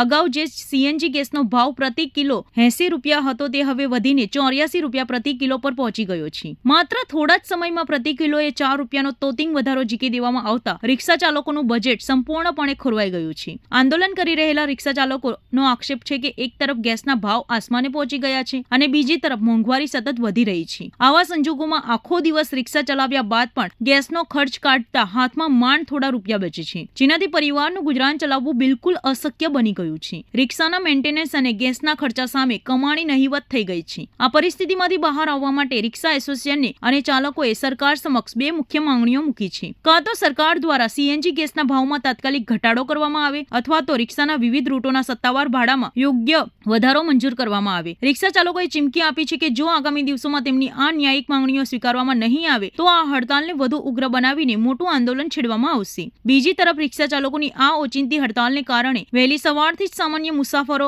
નોકરિયાત વર્ગ અને શાળાએ જતા બાળકોને ભારે હાલાકીનો સામનો કરવો પડ્યો છે. કડોદરા 4 રસ્તા જેવા વ્યસ્ત વિસ્તારમાં મુસાફરો કલાકો સુધી વાહનોની રાહ જોતા અટવાયા હતા. હવે જોવાનું એ રહેશે કે તંત્ર આ મામલે વહેલી તકે કોઈ સુખદ અંત લાવે છે કે પછી મુસાફરોની હાલાકી હજુ યથાવત રહેશે.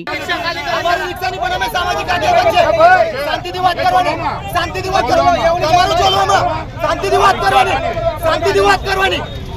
વાત કરવાની તમે શું કરશો બોલો? वो काई नहीं करवाना. શાંતિથી વાત કરવાની. અમે સામાન્ય જનતા છે. તમે આ ધક્કાબુક્કી કરવા નહીં, ધક્કાબુક્કી કરતા નહીં, ધક્કાબુક્કી કરતા નહીં. ચલો ચલો ચલો ચલો ચલો અંદર મૂકો. ચલ ભાઈ મૂક અંદર. સુરત ગ્રામ્ય એસઓજી પોલીસને નશાના કારોબાર સામે મોટી સફળતા મળી છે. કામરેજના વલથાણ પાસે નેશનલ હાઈવે પરથી એક લક્ઝરીઝ બસમાંથી લાખો રૂપિયાના ગાંજાનો જથ્થો ઝડપી પાડવામાં આવ્યો છે. સુરત ગ્રામ્ય પોલીસ દ્વારા જિલ્લાને નશામુક્ત કરવા માટે શરૂ કરવામાં આવેલા સ્પેશિયલ ડ્રાઈવ અંતર્ગત એસઓજીની ટીમને એક મોટી સફળતા સાંપડી છે. સુરત ગ્રામ્ય એસઓજીની ટીમે કામરેજ પોલીસ સ્ટેશન વિસ્તારમાં આવતા વલથાણ ગામ નજીક નેશનલ હાઈવે નંબર 48 પર સઘન વાહન ચેકિંગ હાથ ધરી હતી. આ દરમિયાન શંકાસ્પદ હાલતમાં પસાર થઈ રહેલી ઝાખડ ટ્રાવેલર્સની એક વોલ્વો લક્ઝરીઝ બસને પોલીસે અટકાવી હતી. પોલીસે જ્યારે આ લક્ઝરી બસની અંદર બારીકાઈથી તપાસ શરૂ કરી ત્યારે પોલીસ અધિકારીઓ પણ ચોંકી ઉઠ્યા હતા. બસની અંદરથી પેસેન્જરોના સામાનની આડમાં સંતાડીને રાખવામાં આવેલો માદક પદાર્થ ગાંજાનો મોટો જથ્થો મળી આવ્યો હતો. પોલીસે તપાસ દરમિયાન બસમાંથી કુલ 9.020 કિલોગ્રામ ગાંજાનો જથ્થો ઝડપી પાડ્યો હતો. આ આંતરરાષ્ટ્રીય બજારમાં જપ્ત કરાયેલા ગાંજાની કિંમત આશરે 4.51 લાખ રૂપિયા હોવાનું સામે આવ્યું છે. પોલીસે કેફી પદાર્થનો જથ્થો કબજે કરવાની સાથે બસમાં સવાર અન્ય નશાની હેરાફેરી કરનારા રાજસ્થાનના એક શખ્સની અટકાયત કરી લીધી હતી. પોલીસે આ મામલે કાયદેસરની કાર્યવાહી કરતા રાજસ્થાનના વતની એવા 38 વર્ષીય સાબુદ્દીન સેલુખાન તેલીની ધરપકડ કરી છે. આ ઓપરેશન દરમિયાન એસઓજી પોલીસે 4.51 લાખની કિંમતનો ગાંજો, હેરાફેરીમાં વપરાયેલી 1 કરોડ રૂપિયાની કિંમતી લક્ઝરી બસ, મોબાઈલ ફોન અને અન્ય રોકડ સામાન મળીને કુલ્લે 1 કરોડ 5 લાખ રૂપિયાથી વધુનો મુદ્દામાલ જપ્ત કર્યો છે. પોલીસની પ્રાથમિક પૂછપરછમાં પકડાયેલો આરોપી સાબુદ્દીનને ચોંકાવનારી કબૂલાત કરતા જણાવ્યું કે તે અગાઉ પણ 2 વખત આ લક્ઝરી બસ મારફતે સુરતમાં ગાંજાની સફળતાપૂર્વક હેરાફેરી કરી ચૂક્યો છે. આ માદક પદાર્થ ક્યાંથી લાવવામાં આવતો હતો અને સુરતમાં કોને સપ્લાય કરવાનો હતો તે અંગે પૂછપરછ કરતા આ આખા રેકેટનો મુખ્ય સૂત્રધાર તરીકે સુરેશ બિશ્નોઈ નામના શખ્સનું નામ સામે આવ્યું છે. પોલીસે મુખ્ય સૂત્રધાર સુરેશ બિશ્નોઈ સહિત આ ગુનામાં સંડોવાયેલા અન્ય તમામ આરોપીઓને વોન્ટેડ જાહેર કરીને તેમને પકડવા ચક્કો ગતિમાન કર્યા છે. સુરત ગ્રામ્ય એસઓજીના પોલીસ ઇન્સ્પેક્ટર LD ઓડેદરાએ જણાવ્યું હતું કે જિલ્લામાં ચાલી રહેલા આઈ સ્ટેન્ડ સ્ટ્રોંગ અગેન્સ્ટ ડ્રગ્સ અભિયાન હેઠળ નશાના આ કાળા કારોબારને જળમૂળથી ઉખેડી ફેંકવા માટે પોલીસ આગામી દિવસોમાં પણ આવી કડક કાર્યવાહી ચાલુ રાખશે. ગઈકાલે સુરત ગ્રામ્ય એસઓજીની ટીમ નેશનલ હાઈવે 48 ઉપર એસઓજી કચેરીની આગળ વાહન ચેકિંગમાં હતી. તે વખતે જોધપુરથી બેંગ્લોર જતી એક ટ્રાવેલ્સ જાખર ટ્રાવેલ્સ જે પોલીસે ચેકિંગ માટે ઊભી રખાવેલી અને તે ચેક કરતાં તેમાંથી 9 કિલો જેટલો ગાંજાનો જથ્થો મળી આવેલ. જે બાબતે પોલીસે કાયદેસરની કાર્યવાહી કરી બસ ચાલક જેનું નામ છે સાબુદ્દીન સન ઓફ છૈલુદ્દીન તૈલી, રહેવાસી બરના ગામ, રાજસ્થાનનો છે, તેમની ધરપકડ કરેલી છે. અને આ ગાંજાનો જથ્થો તેમને આપનાર સુરેશ બિશ્નોઈ અને જેમને આ ગાંજાનો રિસીવર તરીકે ગાંજો મેળવવાના હતા, કે જેનું નામ સરનામું હાલ મેળવવાનું બાકી છે, હજી મળી નથી આવેલું, તેમની વિરુદ્ધમાં ગુનો દાખલ કરી કાયદેસરની કાર્યવાહી કરેલી છે. આ કામે પોલીસે હાલ તો બસના ડ્રાઈવર શાહબુદ્દીનની ધરપકડ કરેલી છે અને બાકીના ઈસમને નાસ્તો ફરતો વોન્ટેડ જાહેર કરેલો છે. મુદ્દામાલ તરીકે બસ પણ કબજે કરવામાં આવેલી છે. આ જથ્થો તે લોકો જામનગરથી જોધપુરથી લઈ અને આગળ આપનાર હતા, કે જે બેંગ્લોર ખાતે આપવાનો હતો. સર, આ બસની કિંમત કેટલી છે અને બસ કઈ રીતની બસ હતી અને આ જે આરોપી ડ્રાઈવર છે, ડ્રાઈવર જાતે જ આ વેપારમાં સંડોવાયેલો હતો? હાલ પૂરતું જણાઈ આવેલું છે કે આ બસ છે એ વોલ્વો કંપનીની જાખર ટ્રાવેલ્સની બસ છે, કે જેમાં આ ડ્રાઈવર પગારદાર તરીકે નોકરી કરે છે, કે જે પોતે અને તેમની સાથે આ સુરેશ જે છે તે ક્લીનર તરીકેનું કામ કરે છે અને ડ્રાઇવિંગનું પણ કરે છે. તે બંને મળી અને આ એક પ્રકારની ગેરકાયદેસર પ્રવૃત્તિ ચલાવતા હતા. આ બાબતે હાલ ટ્રાવેલ્સ માલિક કંપનીની કોઈપણ પ્રકારની એમાં સંડોવણી જણાઈ આવેલી નથી અને વોલ્વો કંપનીની બસ છે એટલે ખૂબ જ કિંમતી અને પોલીસે 1 કરોડની વેલ્યુ ગણી કબજે લીધેલી છે. સુરત ગ્રામ્યની પલસાણા પોલીસ અને એલસીબીની ટીમે મોટી સફળતા મળી છે. પલસાણા વિસ્તારમાં ઘરના બારી દરવાજા તોડીને ચોરી કરતી ટોળકીના 5 આરોપીઓને લાખોના મુદ્દામાલ સાથે ઝડપી પાડ્યા છે. સુરત ગ્રામ્ય જિલ્લાના પલસાણા પોલીસ સ્ટેશન વિસ્તારમાં છેલ્લા કેટલાક સમયથી બંધ મકાનોને નિશાન બનાવીને ઘરફોડ ચોરી કરનારી ગેંગ સક્રિય થઈ હતી. રાત્રિના સમયે અથવા તો મોકો જોઈને મકાનોના બારી અને દરવાજાના લોખંડના ગ્રીલ તોડીને અંદર પ્રવેશી કિંમતી સામાન ચોરી જવાના બનાવો સામે આવ્યા હતા. આવાણ ઉકેલાયેલા ગુનાઓને ઉકેલવા અને તસ્કરોને જેલના સળિયા પાછળ ધકેલવા માટે સુરત વિભાગના પોલીસ મહાનિરીક્ષક પ્રેમવીર સિંહ તેમજ સુરત ગ્રામ્ય પોલીસ અધિક્ષક રાજેશ ગઢિયા દ્વારા કડક સૂચના આપવામાં આવી હતી. જેને પગલે પલસાણા પોલીસે અલગ અલગ ટીમો બનાવીને તપાસનો ધમધમાટ શરૂ કર્યો હતો. આ તપાસ દરમિયાન એલસીબીના પોલીસ ઇન્સ્પેક્ટર અને પલસાણા પોલીસ ઇન્સ્પેક્ટરની ટીમે આધુનિક ટેકનોલોજી અને હ્યુમન ઇન્ટેલિજન્સનો સહારો લીધો હતો. પોલીસે ઘટના સ્થળની આસપાસના તેમજ સંભવિત રૂટોના સીસીટીવી ફૂટેજ બારીકાઈથી ચેક કર્યા હતા. બાતમીદારોને પણ સક્રિય કરવામાં આવ્યા હતા. આ સંયુક્ત તપાસ દરમિયાન પોલીસને એક પાકી અને ચોક્કસ બાતમી મળી હતી કે ચોરી કરનારી આ ટોળકી પલસાણાના બલેશ્વર વિસ્તારમાં આવેલી બિલાલનગરની ખાનભાઈની ચાલમાં છુપાયેલી છે. બાતમીના આધારે પલસાણા પોલીસ અને એલસીબીની ટીમે બિલાલનગરની ચાલમાં ઓચિંતો દરોડો પાડ્યો હતો. આ દરોડા દરમિયાન પોલીસે સ્થળ પરથી 5 આરોપીઓની અટકાયત કરી હતી. પકડાયેલા આરોપીઓમાં કિશોરભાઈ રતિલાલ ઉર્ફ રતુભાઈ દેવી પૂજક, હરેશભાઈ ગોપાળભાઈ દેવી પૂજક, કાજલબેન હરેશભાઈ દેવી પૂજક, ફિરોઝ સાદિક અંસારી અને ભૂરીબેન રતિલાલ દેવી પૂજકનો સમાવેશ થાય છે. આ ટોળકીનો અન્ય એક સાગરીત પ્રિન્સ ઉર્ફ રામદાસ રતિલાલ દેવી પૂજક હાલ પોલીસ પકડથી દૂર હોય તેને વોન્ટેડ જાહેર કરવામાં આવ્યો છે. પોલીસે જ્યારે પકડાયેલા આરોપીઓના રહેણાંક અને કબજામાંથી તપાસ કરી ત્યારે ચોરીનો મોટો જથ્થો મળી આવ્યો હતો. આ ટોળકી માત્ર સોનું ચાંદી જ નહીં પરંતુ ઘરમાં રહેલી તમામ કિંમતી વસ્તુઓ ચોરી જતી હતી. પોલીસે તેના કબજામાંથી એલઈડી ટીવી, મોટા સાઉન્ડ સ્પીકર્સ, પ્રોજેક્ટ્સ, મોંઘા મોબાઈલ ફોન, ઘર વપરાશના પંખા, ગાદલા, કિંમતી સાડીઓ, એમ્પ્લીફાયર અને રસોડાના પિત્તળ સ્ટીલના વાસણો સહિતનો સામાન જપ્ત કર્યો છે. આ ઉપરાંત ચોરીનો સામાન હેરફેર કરવા માટે વાપરવામાં આવતી એક ઓટો રિક્ષા પણ પોલીસે જપ્ત કરી છે. આ તમામ મુદ્દામાલની કિંમત 4,34,300 રૂપિયા આંકવામાં આવી છે. પોલીસની પ્રાથમિક પૂછપરછમાં આ સાતીર ટોળકીએ પલસાણા પોલીસ સ્ટેશનની હદમાં નોંધાયેલા 4 મોટા ઘરફોડ ચોરીના ગુનાઓની કબૂલાત કરી છે. એટલું જ નહીં, આ ગેંગે સુરત શહેરના અલગ અલગ વિસ્તારો તેમજ ગ્રામ્ય પંથકમાંથી મોબાઈલ સ્નેચિંગ અને અન્ય નાની મોટી ચોરીઓ કરી હોવાની કબૂલાત કરી છે. હાલ પલસાણા પોલીસે તમામ 5 આરોપીઓની ધરપકડ કરી રિમાન્ડ મેળવવાની તજવીજ હાથ ધરી છે. આ ટોળકીએ અન્ય ક્યાં ક્યાં વિસ્તારોમાં ચોરીને અંજામ આપ્યો છે અને ચોરીનો સામાન કોને વેચતા હતા તે દિશામાં પોલીસે તપાસના ચક્કો ગતિમાન કર્યા છે. છેલ્લા ઘણા દિવસથી પલસાણા પોલીસ સ્ટેશન વિસ્તારમાં અલગ અલગ વિસ્તારમાં ઘરફોડ ચોરીના બનાવો બનવા પામેલ છે. એ બાબતે સુરત ગ્રામ્ય પોલીસ અધિક્ષક સાહેબ તથા સુરત રેન્જ આઈજીપી સાહેબની કડક સૂચના અને માર્ગદર્શન હેઠળ સુરત ગ્રામ્ય પોલીસની ટીમો બનાવવામાં આવી હતી, જેની અંદર પલસાણા પોલીસ તથા એલસીબી, પહેલો ફલો અને એસઓજી આ તમામ માણસોની અલગ અલગ ટીમો બનાવી અલગ અલગ દિશામાં વર્કઆઉટ શરૂ કરવામાં આવ્યું હતું.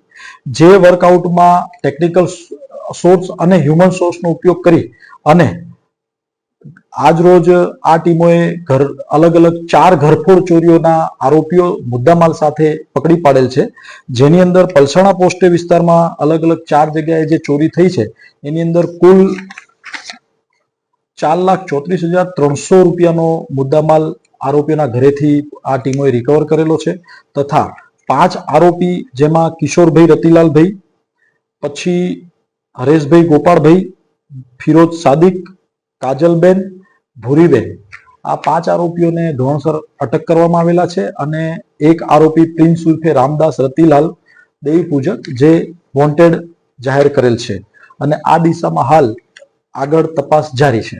સુરત સિવિલ હોસ્પિટલ ખાતે 3.5 કરોડથી વધુના ખર્ચે એક નવું અદ્યતન પોસ્ટમોર્ટમ બિલ્ડિંગ બનવા જઈ રહ્યું છે.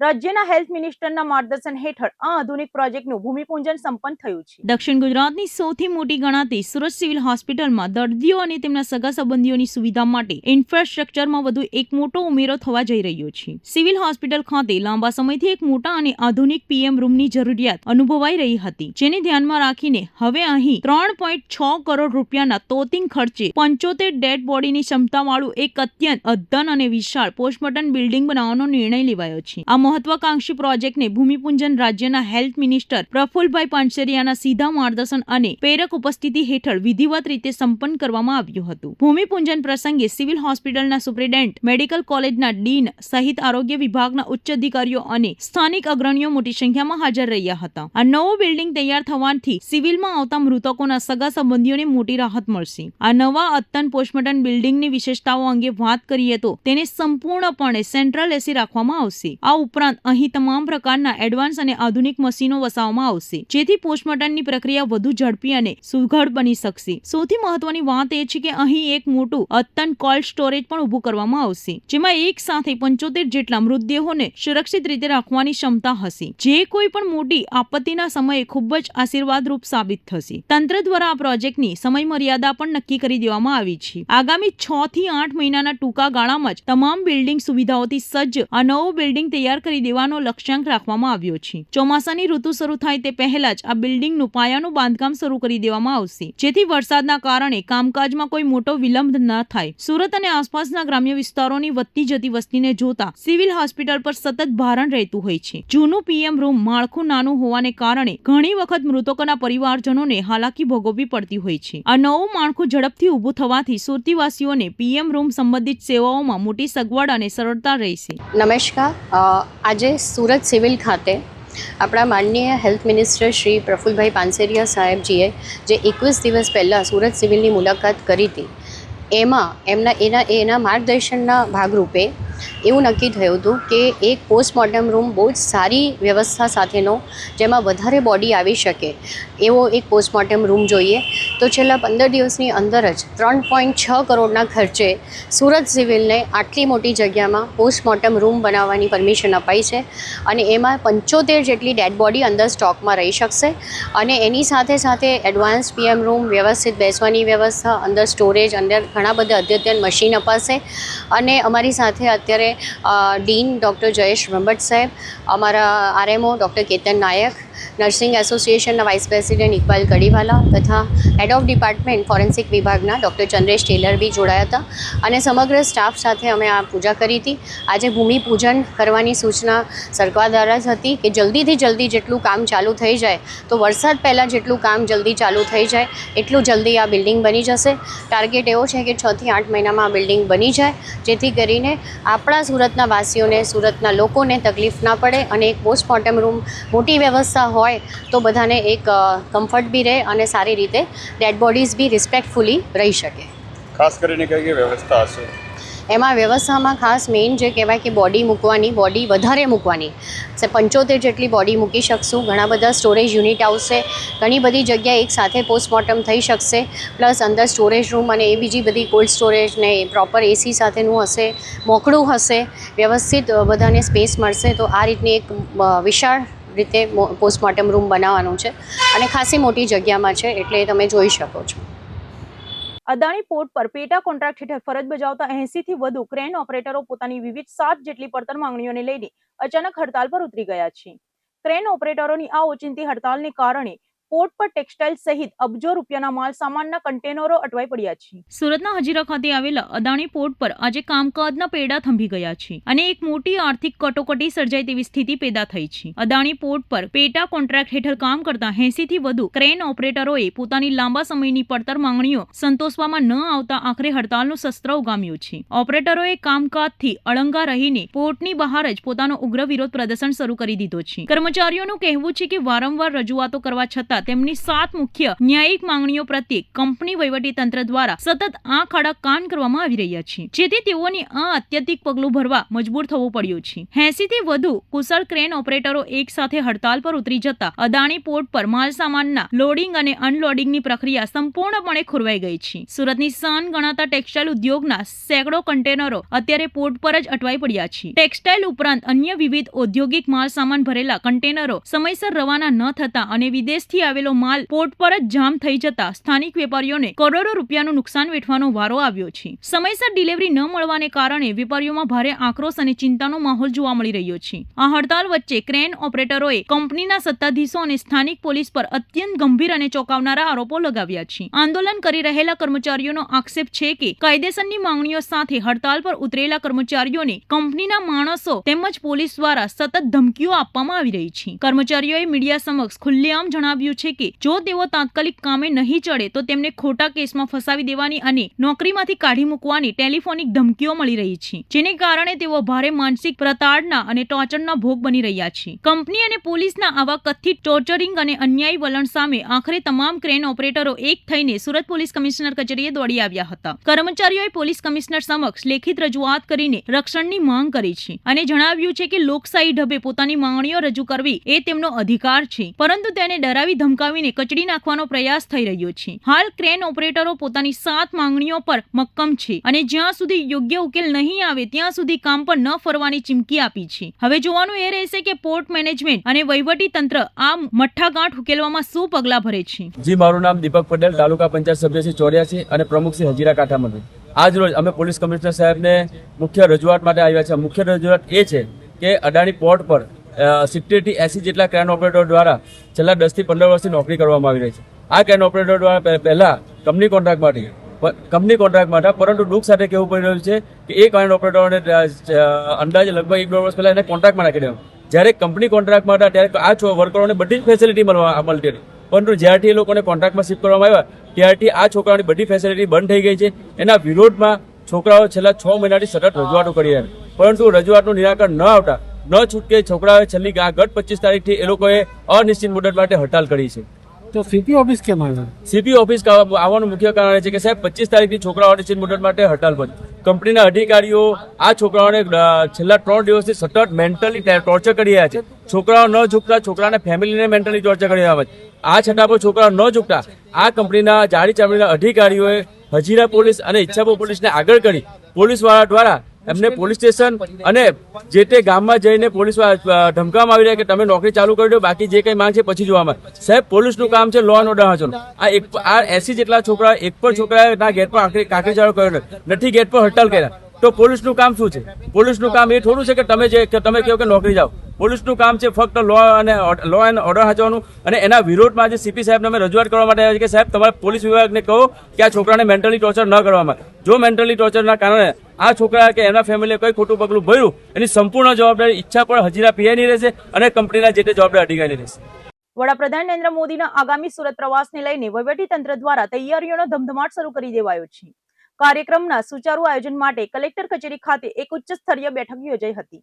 આગામી 5 જૂને દેશના વડાપ્રધાન નરેન્દ્ર મોદી સુરતની મુલાકાતે આવી રહ્યા છે. પીએમના આ મહત્વપૂર્ણ પ્રવાસને આખરી ઓપ આપવા અને કાયદો વ્યવસ્થા તેમજ પ્રોટોકોલની સમીક્ષા કરવા માટે સુરત જિલ્લા કલેક્ટર કચેરી ખાતે એક હાઈ લેવલ બેઠકનું આયોજન કરવામાં આવ્યું હતું. રાજ્યના ગૃહ રાજ્યમંત્રી હર્ષ સંઘવી અને કેન્દ્રીય મંત્રી CR પાટીલના અધ્યક્ષસ્થાને યોજાયેલી આ બેઠકમાં સમગ્ર વહીવટી તંત્ર અને શાસક પક્ષના હોદ્દેદારોએ સાથે મળીને મિનિટ ટુ મિનિટ કાર્યક્રમની રૂપરેખા તૈયાર કરી હતી. આ ઉચ્ચ સ્તરીય બેઠકમાં સુરત જિલ્લા કલેક્ટર, નાયબ કલેક્ટર, મામલતદાર સહિત joint police commissioner, traffic DCP અને એસીપી કક્ષાના ઉચ્ચ પોલીસ અધિકારીઓ હાજર રહ્યા હતા. આ ઉપરાંત સુરત મહાનગરપાલિકાના કમિશનર સહિતના ઉચ્ચ અધિકારીઓ, સુરતના મેયર, સ્થાનિક ધારાસભ્યો અને શહેર ભાજપના પ્રમુખ સહિતના હોદ્દેદારોએ ઉપસ્થિત રહીને સુરક્ષા વ્યવસ્થા, ટ્રાફિક વ્યવસ્થાપન અને જનમેદનીના આગમન મુદ્દે વિસ્તૃત ચર્ચા વિચારણા કરી હતી. વડાપ્રધાનના આગમનને લઈને હાલ સમગ્ર તંત્ર એડી ચોટીનું જોર લગાવી રહ્યું છે. સુરત જિલ્લા કલેક્ટર તેજસ પરમારે પીએમના પ્રવાસના સત્તાવાર શેડ્યુલ અંગે વિગતો આપતા જણાવ્યું હતું કે વડાપ્રધાન નરેન્દ્ર મોદી 5 જૂને બપોરે બરાબર 2 વાગે સુરત એરપોર્ટ ખાતે આવી પહોંચશે. એરપોર્ટ પર ઉતરાણ કર્યા બાદ તેઓ સીધા હજીરા ખાતે જવા રવાના થશે, જ્યાં તેઓ અત્યંત એક મહત્વપૂર્ણ પ્લાન્ટની આશરે 45 મિનિટ સુધી મુલાકાત લેશે અને ત્યાં ચાલી રહેલા પ્રકલ્પોનું નિરીક્ષણ કરશે. હજીરાની મુલાકાત પૂર્ણ કર્યા બાદ વડાપ્રધાન સાંજે 4:15 કલાકે સુરતના અઠવાલાઇન્સ વિસ્તારમાં આવેલા ઐતિહાસિક ઇન્ડોર સ્ટેડિયમ ખાતે આવી પહોંચશે. ઇન્ડોર સ્ટેડિયમ ખાતે આશરે 1 કલાક સુધી વડાપ્રધાનની એક વિશાળ જાહેર સભા અને મુખ્ય કાર્યક્રમ યોજાશે. આ મંચ પરથી પીએમ મોદી સુરત અને દક્ષિણ ગુજરાતને વિકાસની એક બહુ મોટી ભેટ આપવામાં આવશે, જેમાં અંદાજે 18,000 કરોડ રૂપિયાના અલગ અલગ વિકાસલક્ષી પ્રકલ્પોનું ખાતમુહૂર્ત અને લોકાર્પણ વડાપ્રધાનના હસ્તે સંપન્ન કરવામાં આવશે. કલેક્ટરે વધુમાં ઉમેર્યું હતું કે વડાપ્રધાનના આ સમગ્ર પ્રવાસ દરમિયાન સ્વચ્છતા અભિયાનને સર્વોચ્ચ પ્રાધાન્ય આપવામાં આવી રહ્યું છે. સામાજિક સંસ્થાઓ અને સરકારી તંત્ર સાથે મળીને શહેરમાં વ્યાપક સફાઈ ઝુંબેશ ચલાવશે. સૌથી વિશેષ વાત એ છે કે વડાપ્રધાનનો આ આખો કાર્યક્રમ સંપૂર્ણપણે ઇકો ફ્રેન્ડલી એટલે કે પર્યાવરણને અનુકૂળ રહે તે રીતે આયોજિત કરવામાં આવશે, જેમાં પ્લાસ્ટિક મુક્ત અને ગ્રીન પ્રોટોકોલનું પાલન કરવા પર વિશેષ ભાર મુકાશે. હાલ ઇન્ડોર સ્ટેડિયમ ખાતે આ ભવ્ય કાર્યક્રમની સ્ટેજ અને સિટિંગ એરેન્જમેન્ટની કામગીરી યુદ્ધના ધોરણે શરૂ કરી દેવામાં આવી છે. માનનીય પ્રધાનમંત્રી શ્રીનું સુરતની ધરતી પર ફરી એક વખત આગમન થઈ રહ્યું છે અને તેમના આગમનને લઈને ખૂબ જ ઉત્સાહ જોવા મળી રહ્યો છે. સૌપ્રથમ તો માનનીય પ્રધાનમંત્રીશ્રીની જે મુલાકાત છે તેનું એક ખાલી નાનું વિવરણ આપીશ. માનનીય પ્રધાનમંત્રીશ્રી 5 જૂન 2026ના રોજ બપોરે 2 વાગે સુરત એરપોર્ટ ખાતે આવશે અને સૌપ્રથમ એમની જે મુલાકાત છે તે હજીરા ખાતે એક પ્લાન્ટમાં થવાની છે, જેમાં લગભગ 45 મિનિટ સુધી એ પ્લાન્ટની મુલાકાત કરશે. એ મુલાકાત બાદ માનનીય પ્રધાનમંત્રીશ્રી એક જાહેર સભાને સંબોધન કરવા માટે ઇન્ડોર સ્ટેડિયમ ખાતે પધારવાના છે અને તે 4:15 થી 5:15 સુધી એટલે કે 1 કલાકનો એ કાર્યક્રમ યોજાશે. આ કાર્યક્રમમાં 18,000 કરોડથી વધુના સરકારના વિવિધ વિભાગોના મહત્ત્વના પ્રોજેક્ટના ખાતમુહૂર્ત અને લોકાર્પણનું ત્યાં થવાનું છે અને ત્યારબાદ માનનીય પ્રધાનમંત્રી શ્રી અત્રેથી સુરત ખાતેથી આગળ પ્રસ્થાન કરશે. આ જે સમગ્ર કાર્યક્રમ છે તેની તૈયારીના ભાગરૂપે આજે એક મિટિંગ યોજવામાં આવી હતી, જેમાં માનનીય નાયબ મુખ્યમંત્રી શ્રી, માનનીય યુનિયન મિનિસ્ટર શ્રી તેમજ MP, MLA, મેયર શ્રી તમામ હાજર રહ્યા હતા. માનનીય પોલીસ કમિશનર શ્રી અને મ્યુનિસિપલ કમિશનર શ્રીએ પણ આમાં અમને માર્ગદર્શન આપ્યું હતું. તો જે તૈયારી અમે માનનીય પ્રધાનમંત્રી શ્રી જે આગમન થઈ રહ્યું છે તેમાં જે તૈયારીઓ છે તેના ભાગરૂપે આજે અલગ અલગ અમને સજેશન્સ મળ્યા હતા. એમાં મુખ્ય 2 વસ્તુ ઉપર અમારું ફોકસ રહેવાનું છે. જેમાં એક સ્વચ્છતા અભિયાન, અત્યારે આપણે જાણીએ છીએ કે સ્વચ્છ ભારત અભિયાન સમગ્ર દેશમાં ચાલી જ રહ્યું છે અને સુરત મહાનગરપાલિકામાં પણ આ કામગીરી ખૂબ જ સારી રીતે થઈ રહી છે અને જાણીએ છીએ કે સુરત આમાં નંબર 1 પણ દેશમાં છે. પણ આ કામગીરીને વધુ સારો વેગ મળે અને તેમાં વધારેમાં વધારે લોકો જોડાય, સામાજિક સંસ્થાઓ જોડાય, આપણા તમામ પ્રકારના અધિકારીઓ કર્મચારીઓ જોડાય, તે પ્રમાણેના આપણા કાર્યક્રમો આગામી દિવસોમાં કરવા જઈ રહ્યા છીએ. એટલે એના માટે અમને માર્ગદર્શન મળ્યું અને એનું આપણે આખું આયોજન કેવી રીતે કરવું એનું અમને માર્ગદર્શન આજે મળ્યું હતું. બીજું જે છે કે આ સમગ્ર કાર્યક્રમ જે છે ઇકો ફ્રેન્ડલી દ્રષ્ટિએ મતલબ આખો થાય તેના માટે પણ અલગ અલગ પ્રકારના વિષયની એમાં ચર્ચા થઈ અને કઈ રીતે આપણે ઇકો ફ્રેન્ડલી રીતે આખો આ કાર્યક્રમ કરી શકીએ અને તેમાં કઈ રીતે આપણે સાહેબનું સ્વાગત છે, લોકો પોતાની ભાવના જે માનનીય પ્રધાનમંત્રીશ્રીના આગમનને લઈને જે વ્યક્ત કરવા માગી રહ્યા છે તેને આપણે કઈ રીતે વધારેમાં વધારે સારી રીતે કરી શકીએ તે બાબતનું પણ આજે આમાં ચર્ચા થઈ અને એનું જે હવે ડિટેલિંગ્સ છે અમે આજે કરવામાં આવશે. હજુ એની કોઈ માહિતી મળી નથી, પણ જે સમગ્ર કાર્યક્રમ છે એ ઇકો ફ્રેન્ડલી દ્રષ્ટિએ થાય તે પ્રમાણે આયોજન કરવાનું અત્યારે અમારું આયોજન છે. પહેલો કાર્યક્રમ અને બીજો કાર્યક્રમનો સમય શું છે? પ્રોગ્રામ છે, સમય રહેવા દેજો. પ્રોગ્રામ જે છે એ મેં કીધું એમ 45 મિનિટનું ત્યાં એલેન્ટ હઝીરામાં છે અને બાકી 1 કલાકનો કાર્યક્રમ છે પબ્લિક ફંક્શન અહીંયા ઇન્ડોર સ્ટેડિયમ ખાતે છે. નહીં, તૈયારી આમાં ઓલરેડી ચાલુ થઈ ગઈ છે, એટલે આમાં તમામ પ્રકારની તૈયારીઓ શરૂ થઈ ચૂકી છે. ઇન્ડોર સ્ટેડિયમમાં પણ અમારી જે તૈયારીઓ છે તૈયાર થઈ ચૂકી છે અને લોકો જે પ્રમાણે આમાં ભાગ લેવાના છે તેની પણ અમારી તૈયારીઓમાં શરૂ થઈ ચૂકી છે. સુરત એસીબીની ટીમે લાંચિયા બાબુઓ સામે લાલ આંખ કરીને એક મોટી અને સફળ ટ્રેપ ગોઠવી છે.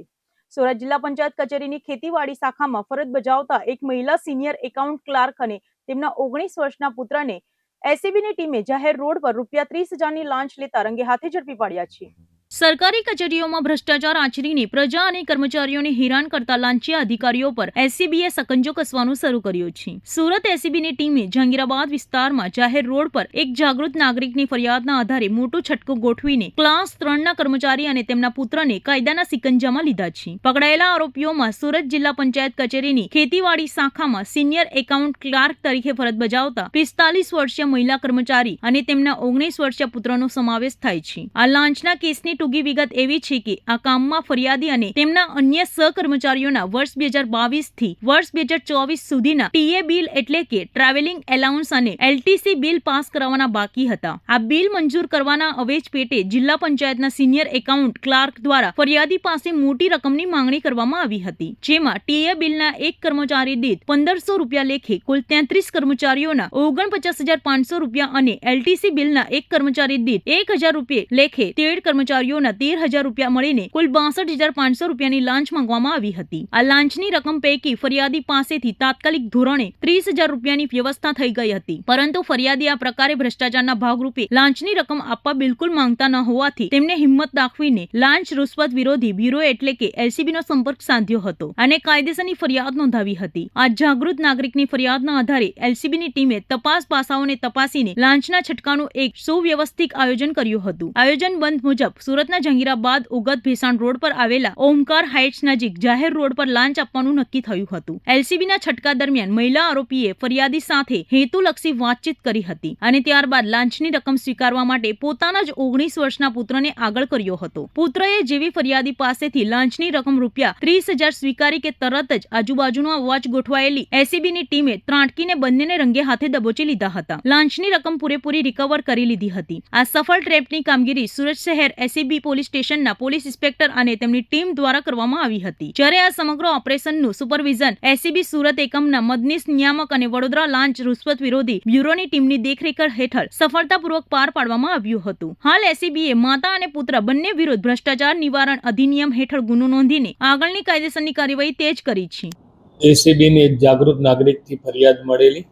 ખેતીવાડી શાખા જિલ્લા panchayat Surat senior accountant clerk તરીકે ફરજ બજાવતા રૂપલબેન ટેલર કે જેઓએ ખેતીવાડી વિભાગના કર્મચારીઓ જેઓના ટીએ બિલ તેમજ એલટીસીના બિલો મંજૂર કરવાના આવેજ પેટે 1,000 તેમજ 1,500 એ લેખે ટોટલ ₹61,500ની માગણી કરેલી, જે પૈકી ફરિયાદી પાસે એક ₹30,000 એકત્રિત થયેલા, જે ગતરોજ મેળવવા એને પોતાની પાસે બોલાવેલો અને એ ₹30,000ની ગેરકાયદેસરની લાંચની માગણી કરી એ સ્વીકાર કરતા ગતરોજ તેઓ તથા તેમનો પુત્ર જીલ ટેલર એમની અટકાયત થયેલી છે અને આગળની કાર્યવાહી ચાલુ છે. સુરતના પાણેસરા વડોદ ગામ ખાતે આંતરરાષ્ટ્રીય કામદાર દિવસ એટલે કે મે ડેની ભારે ઉત્સાહ અને ગૌરવભેર ભવ્ય ઉજવણી કરવામાં આવી હતી.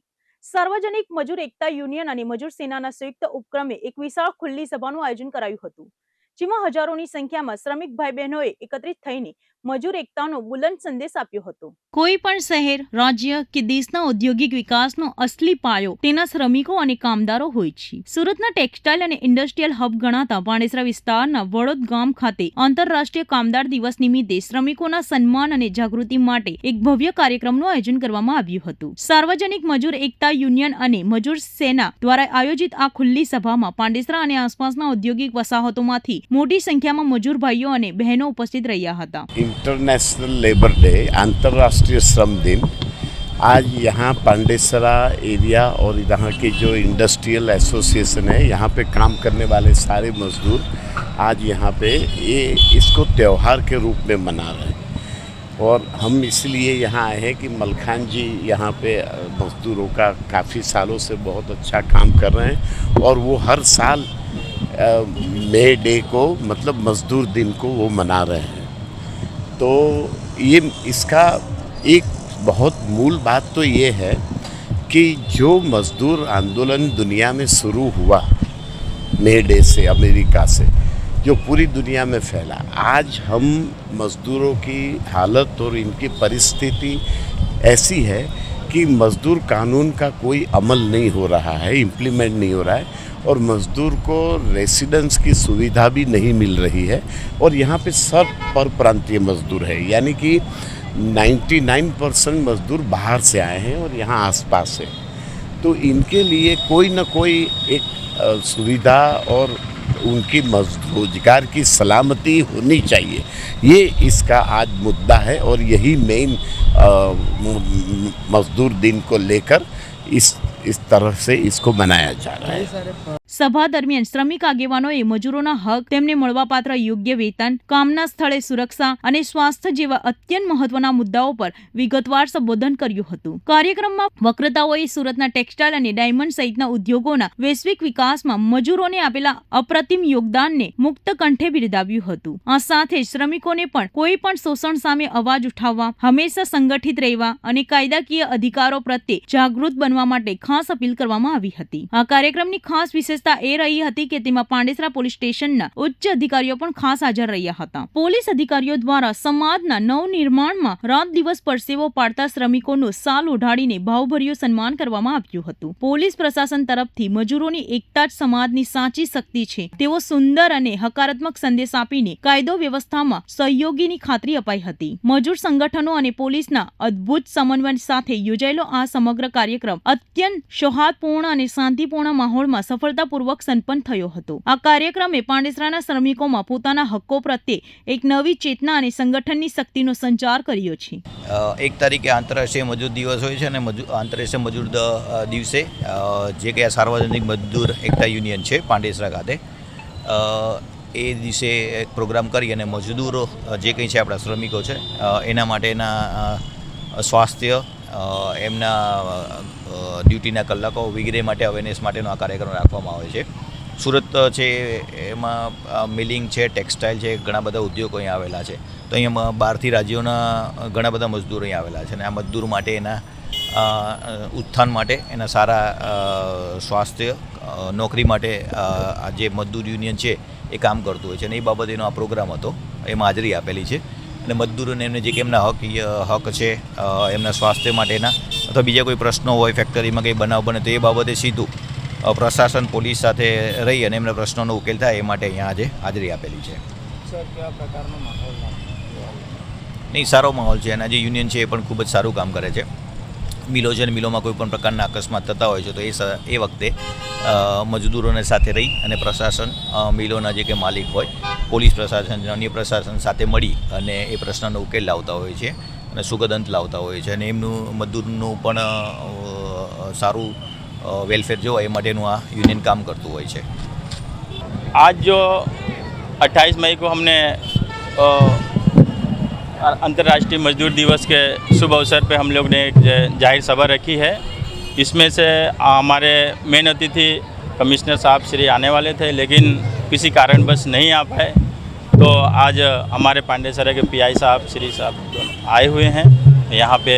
और यहाँ पे जो मिलों में, कारखानाओं में अक्सर कोई ना कोई घटनाएं बनती रहती हैं, कुछ ना कुछ हादसे होते रहते हैं। और वैसे भी यहाँ जो हमारे मजदूर वर्ग के लोग हैं तो बहुत ही मतलब जो यहाँ के जो मजदूर लोग हैं अक्सर हमारे पास फरियाद करते हैं और पांडेसरा पुलिस स्टेशन में भी जाते हैं, लेकिन वहाँ बहुत अच्छे से उनका जो भी होता है सारबार बहुत अच्छी तरह से किया जाता है। किसी को किसी बात की तकलीफ़ नहीं होती और अक्सर हम लोग मजदूरों के कंधे से कंधा मिला के खड़े रहते हैं।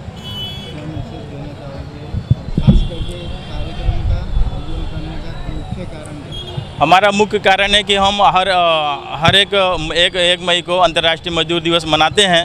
तो एक्चुअली क्या इस बार इलेक्शन के होने के कारण थोड़ा लेट हो गया, तो हम हर साल मजदूर दिवस अंतर्राष्ट्रीय मजदूर दिवस मनाते हैं और लोगों को जो मजदूर वर्ग के लोग उनको खाना खिलाते हैं, उनके बारे में गाइडलाइन भी देते हैं, उनके हक अधिकार के बारे में बताते हैं और जो हमसे सेवा भाव होता है अक्सर हम हमेशा मजदूरों के लिए करते रहते हैं। जी करीबन 700-800 लोग उपस्थित होते हैं। हर साल ऐसा ही हम लोग बड़े धूमधाम से प्रोग्राम मनाते हैं। ચોમાસાની ઋતુ પૂર્વ સુરત મનપાના ઉધના સાઉથ ઝોન દ્વારા મચ્છરજન્ય રોગચાળા સામે લડવા કમર કસવામાં આવી છે। પાંડેસરા વિસ્તારમાં મેલેરિયા અને ડેન્ગ્યુના સામે જનજાગૃતિ ફેલાવતી એક વિશાળ રેલી યોજાઈ હતી। આગામી ચોમાસાની ઋતુને ધ્યાનમાં રાખીને સુરત મહાનગરપાલિકાના આરોગ્ય વિભાગ દ્વારા રોગચાળાને નિયંત્રણમાં રાખવા માટે અત્યારથી જ આગોતરા પગલાં શરૂ કરી દેવામાં આવ્યા છે। મનપાના ઉધના સાઉથ ઝોન દ્વારા મલેરિયા મુક્ત અભિયાન અંતર્ગત ચોમાસા દરમિયાન માથું ઉચકતી મચ્છરજન્ય બીમારીઓ સામે લોકોને જાગૃત કરવાના હેતુથી એક વિશેષ અને ભવ્ય જનજાગૃતિ રેલીનું આયોજન કરવામાં આવ્યું છે। આ રેલીમાં ઉધના ઝોનના ઉચ્ચ અધિકારીઓ, આરોગ્ય વિભાગના કર્મચારીઓ તેમજ વોર્ડ નંબર 23, 24, 28 અને 29ના સ્થાનિક કોર્પોરેટરો મોટી સંખ્યામાં ઉપસ્થિત રહ્યા હતા। આ વિશાળ જનજાગૃતિ રેલી પાંડેસરા વિસ્તારમાં આવેલા પિયુષ પોઈન્ટથી વિધિવત રીતે શરૂ થઈ હતી, જે મુખ્ય માર્ગો પર ફરીને દક્ષેશ્વર મહાદેવ મંદિર સુધી પહોંચી હતી। રેલી દરમિયાન આરોગ્ય કર્મચારીઓ અને કોર્પોરેટરોએ હાથમાં વિભિન્ન સૂત્રો અને માહિતીપ્રદ બેનરો રાખ્યા હતા। આ માધ્યમથી રસ્તા પરથી પસાર થતા નાગરિકો અને સ્થાનિક રહીશોએ મેલેરિયા, ડેન્ગ્યુ તેમજ ચિકનગુનિયા જેવી ઘાતક મચ્છરજન્ય બીમારીઓથી બચવા માટે કઈ કઈ સાવચેતીઓ રાખવી જોઈએ તે અંગેની જરૂરી અપીલ અને સમજણ આપવામાં આવી હતી। રેલી દરમિયાન આરોગ્ય વિભાગની ટીમો દ્વારા લોકોને ખાસ સમજાવવામાં આવ્યું હતું કે તેઓ પોતાના ઘર, આંગણા, ઢાબા, પાણીની ટાંકીઓ, કુલર અને ફૂલદાના જેવી સંભવિત સ્થળોએ લાંબો સમય સુધી પાણી ભરાઈ ન રહે તેવી ખાસ કાળજી રાખે। અધિકારીઓએ નાગરિકોને જાગૃત કરવા જણાવ્યું હતું કે ચોમાસા દરમિયાન જમા થતું સામાન્ય સ્વચ્છ પાણી પણ ડેન્ગ્યુ અને મેલેરિયા ફેલાવતા એડિસ અને એનેફેલિસ મચ્છરોજનના પ્રજનન માટે અત્યંત અનુકૂળ બની જતું હોય છે। તેથી બિનજરૂરી પાણીનો સંગ્રહ ટાળવો જોઈએ અને દર અઠવાડિયે પાણીના પાત્રોની સફાઈ કરવી અનિવાર્ય છે। આ પ્રસંગે હાજર રહેલા વિવિધ વોર્ડના કોર્પોરેટરોએ પણ સ્થાનિક નાગરિકોને પોતાના રહેણાંક વિસ્તારની આસપાસ સ્વચ્છતા જાળવવા માટે નમ્ર વિનંતી કરી હતી। તેમણે જણાવ્યું હતું કે પાણીનો બિનજરૂરી ભરાવો દૂર કરીને અને મચ્છરજન્ય રોગચાળાને અટકાવવા માટે મનપા દ્વારા ચલાવવામાં આવી રહેલા આ સરાહનીય અભિયાનમાં દરેક નાગરિક સહભાગી બને તે ખૂબ જ જરૂરી છે। આ રેલીમાં સ્થાનિક સંગઠનો અને મોટી સંખ્યામાં સામાન્ય નાગરિકો પણ ઉત્સાહભેર જોડાયા હતા। સ્વસ્થ પરિસર, સ્વસ્થ પરિવારના મુખ્ય સંદેશ સાથે ઉધના સાઉથ ઝોન દ્વારા ચોમાસાના પૂર્વ જ રોગચાળા સામે લડવા માટેનું આ એક મહત્વપૂર્ણ અભિયાન હાથ ધરીને આરોગ્ય જાગૃતિનો સંદેશો જન જન સુધી પહોંચાડવાનો સચોટ પ્રયાસ કરવામાં આવ્યો હતો। તંત્રને આશા છે કે જનભાગીદારીના કારણે આ વર્ષે ચોમાસા દરમિયાન મચ્છરજન્ય કેસોની સંખ્યામાં મોટો ઘટાડો લાવી શકાશે। ડોક્ટર કિંજલ પટેલ, નાયબ આરોગ્ય અધિકારી ઉધના ઝોન। મેલેરિયા માસ જૂન માસને આપણે મેલેરિયા માસ તરીકે ઉજવવામાં આવે છે। જૂન માસમાં વરસાદની શરૂઆત થાય, વરસાદની શરૂઆત થયા પછી પાણીના ભરાવાના કિસ્સાઓમાં મચ્છરનું બ્રીડિંગ, મચ્છરની ઉત્પત્તિઓ થઈ શકે છે। એ ના થાય તેના માટે તમામ મ્યુનિસિપલ સદસ્યોને આમંત્રણ આપી આપણે એક જનજાગૃતિ રેલીનું આયોજન કરવામાં આવેલું છે, જેના લીધે આ લોકો જાગૃત થાય અને આ ચોમાસામાં બને એટલા મેલેરિયાના કેસ ના આવે અને મેલેરિયા મુક્ત ઉધના રહે તેવી અપીલ કરી છે। વરસાદ પડે તે પહેલા આપણે જે બી તમારા ઘર હોય, અગાસી હોય કે છાપરા હોય એની ઉપર જે બધા નકામા સામાન પડેલા હોય જેમાં પાણીનો ભરાવો થઈ શકતો હોય તે તમામ પાણીના જે ભરાવા થઈ શકે તેવા પાત્રોનો નિકાલ કરીએ। કન્ટેનરો જે એ લોકો યુઝ કરે છે તે લોકોને હવાચુસ્ત રાખીએ। એ લોકોની ટાંકી હોય તે ટાંકી હવાચુસ્ત બંધ રાખીએ અને જે ઘરમાં ફ્રીજ હોય કે પાણીના કુંડા હોય કે બીજા જે ચાળવા હોય જેમાં પાણીનો ભરાવો થઈ શકે એ ના થાય તેની તકેદારી રાખી અને દરરોજ એનો સફાઈ થાય એને નિકાલ કરાય। મધ્યપ્રદેશમાં 2 જૈન સાધ્વીજી ભગવતોના થયેલા શંકાસ્પદ મોતના ઘેરા પ્રત્યાઘાતો સુરત શહેરમાં જોવા મળ્યા છે। આ અકસ્માત નહીં પરંતુ સોચી સમજીને કરાયેલી હત્યા હોવાના આક્ષેપો સાથે આજે સમસ્ત જૈન સમાજ દ્વારા સુરતમાં એક વિશાળ મૌન રેલી યોજવામાં આવી હતી. મધ્યપ્રદેશના રીવા ખાતે તાજેતરમાં દિગંબર જૈન સાધ્વીજી ભગવત શ્રી સુતમતી માતાજી તથા પરમ પૂજ્ય ઉપસમ માતાજીનું કાર અકસ્માતમાં કરુણ અને શંકાસ્પદ અવસાન થયું હતું. આ દુઃખદ ઘટનાને પગલે સમગ્ર દેશના જૈન સમાજમાં ભારે શોકની સાથે ઘેરો રોષ ફેલાયો છે. 8:30 કલાકે સરગમ શોપિંગ સેન્ટરથી એક વિશાળ મૌન રેલીનું આયોજન કરવામાં આવ્યું હતું.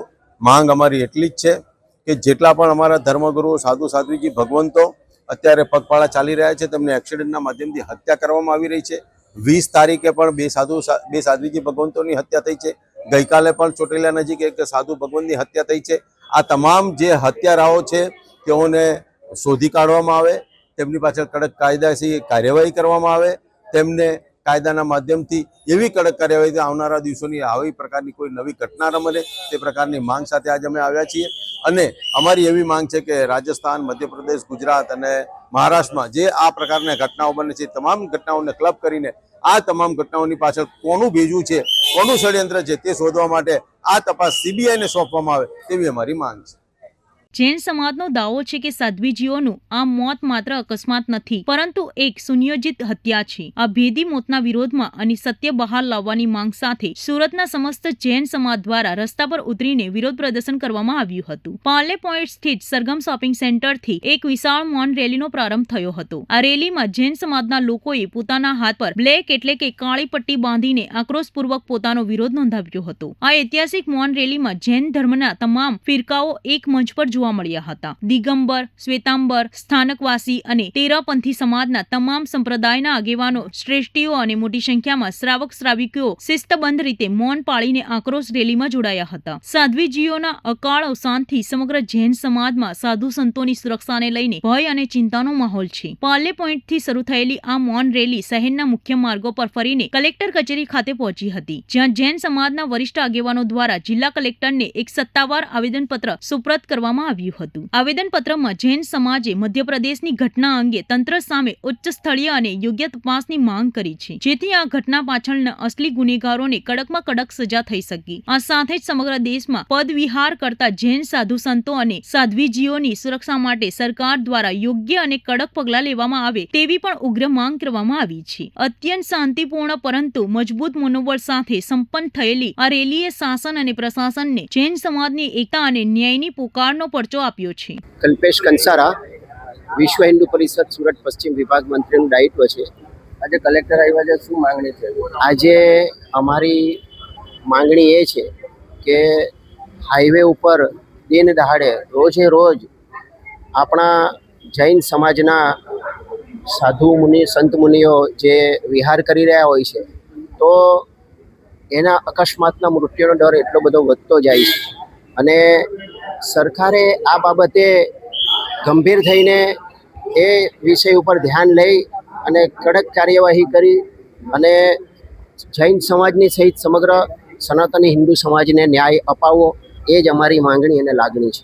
માંગણી સ્વીકારવામાં નહીં આવશે તો આગામી દિવસમાં શું કરો? અમે આજે મૌન રેલીનું આયોજન કરી અને અમારો સંદેશો પહોંચાડ્યો છે, પરંતુ જો અમારી માંગણીને સ્વીકારવામાં નહીં આવે અને ભવિષ્યમાં પણ આવી જ ઘટનાઓ બનતી રહેશે તો અમે અહિંસાના માર્ગે ઉગ્ર આંદોલનો કરીશું. इस धरा पर जो धर्म के धरोहर हैं, हम सभी उनकी रक्षा हेतु यहाँ पर उपस्थित हुए हैं. हम सभी क्या कहना चाहते हैं सरकार से कि सरकार से अब हमें नहीं चाहिए कोई भी आरक्षण. आप सभी मेरे साथ बोलेंगे कि सरकार से नहीं चाहिए अब हमें कोई भी आरक्षण. हमें चाहिए संतों भगवंतों का केवल संरक्षण.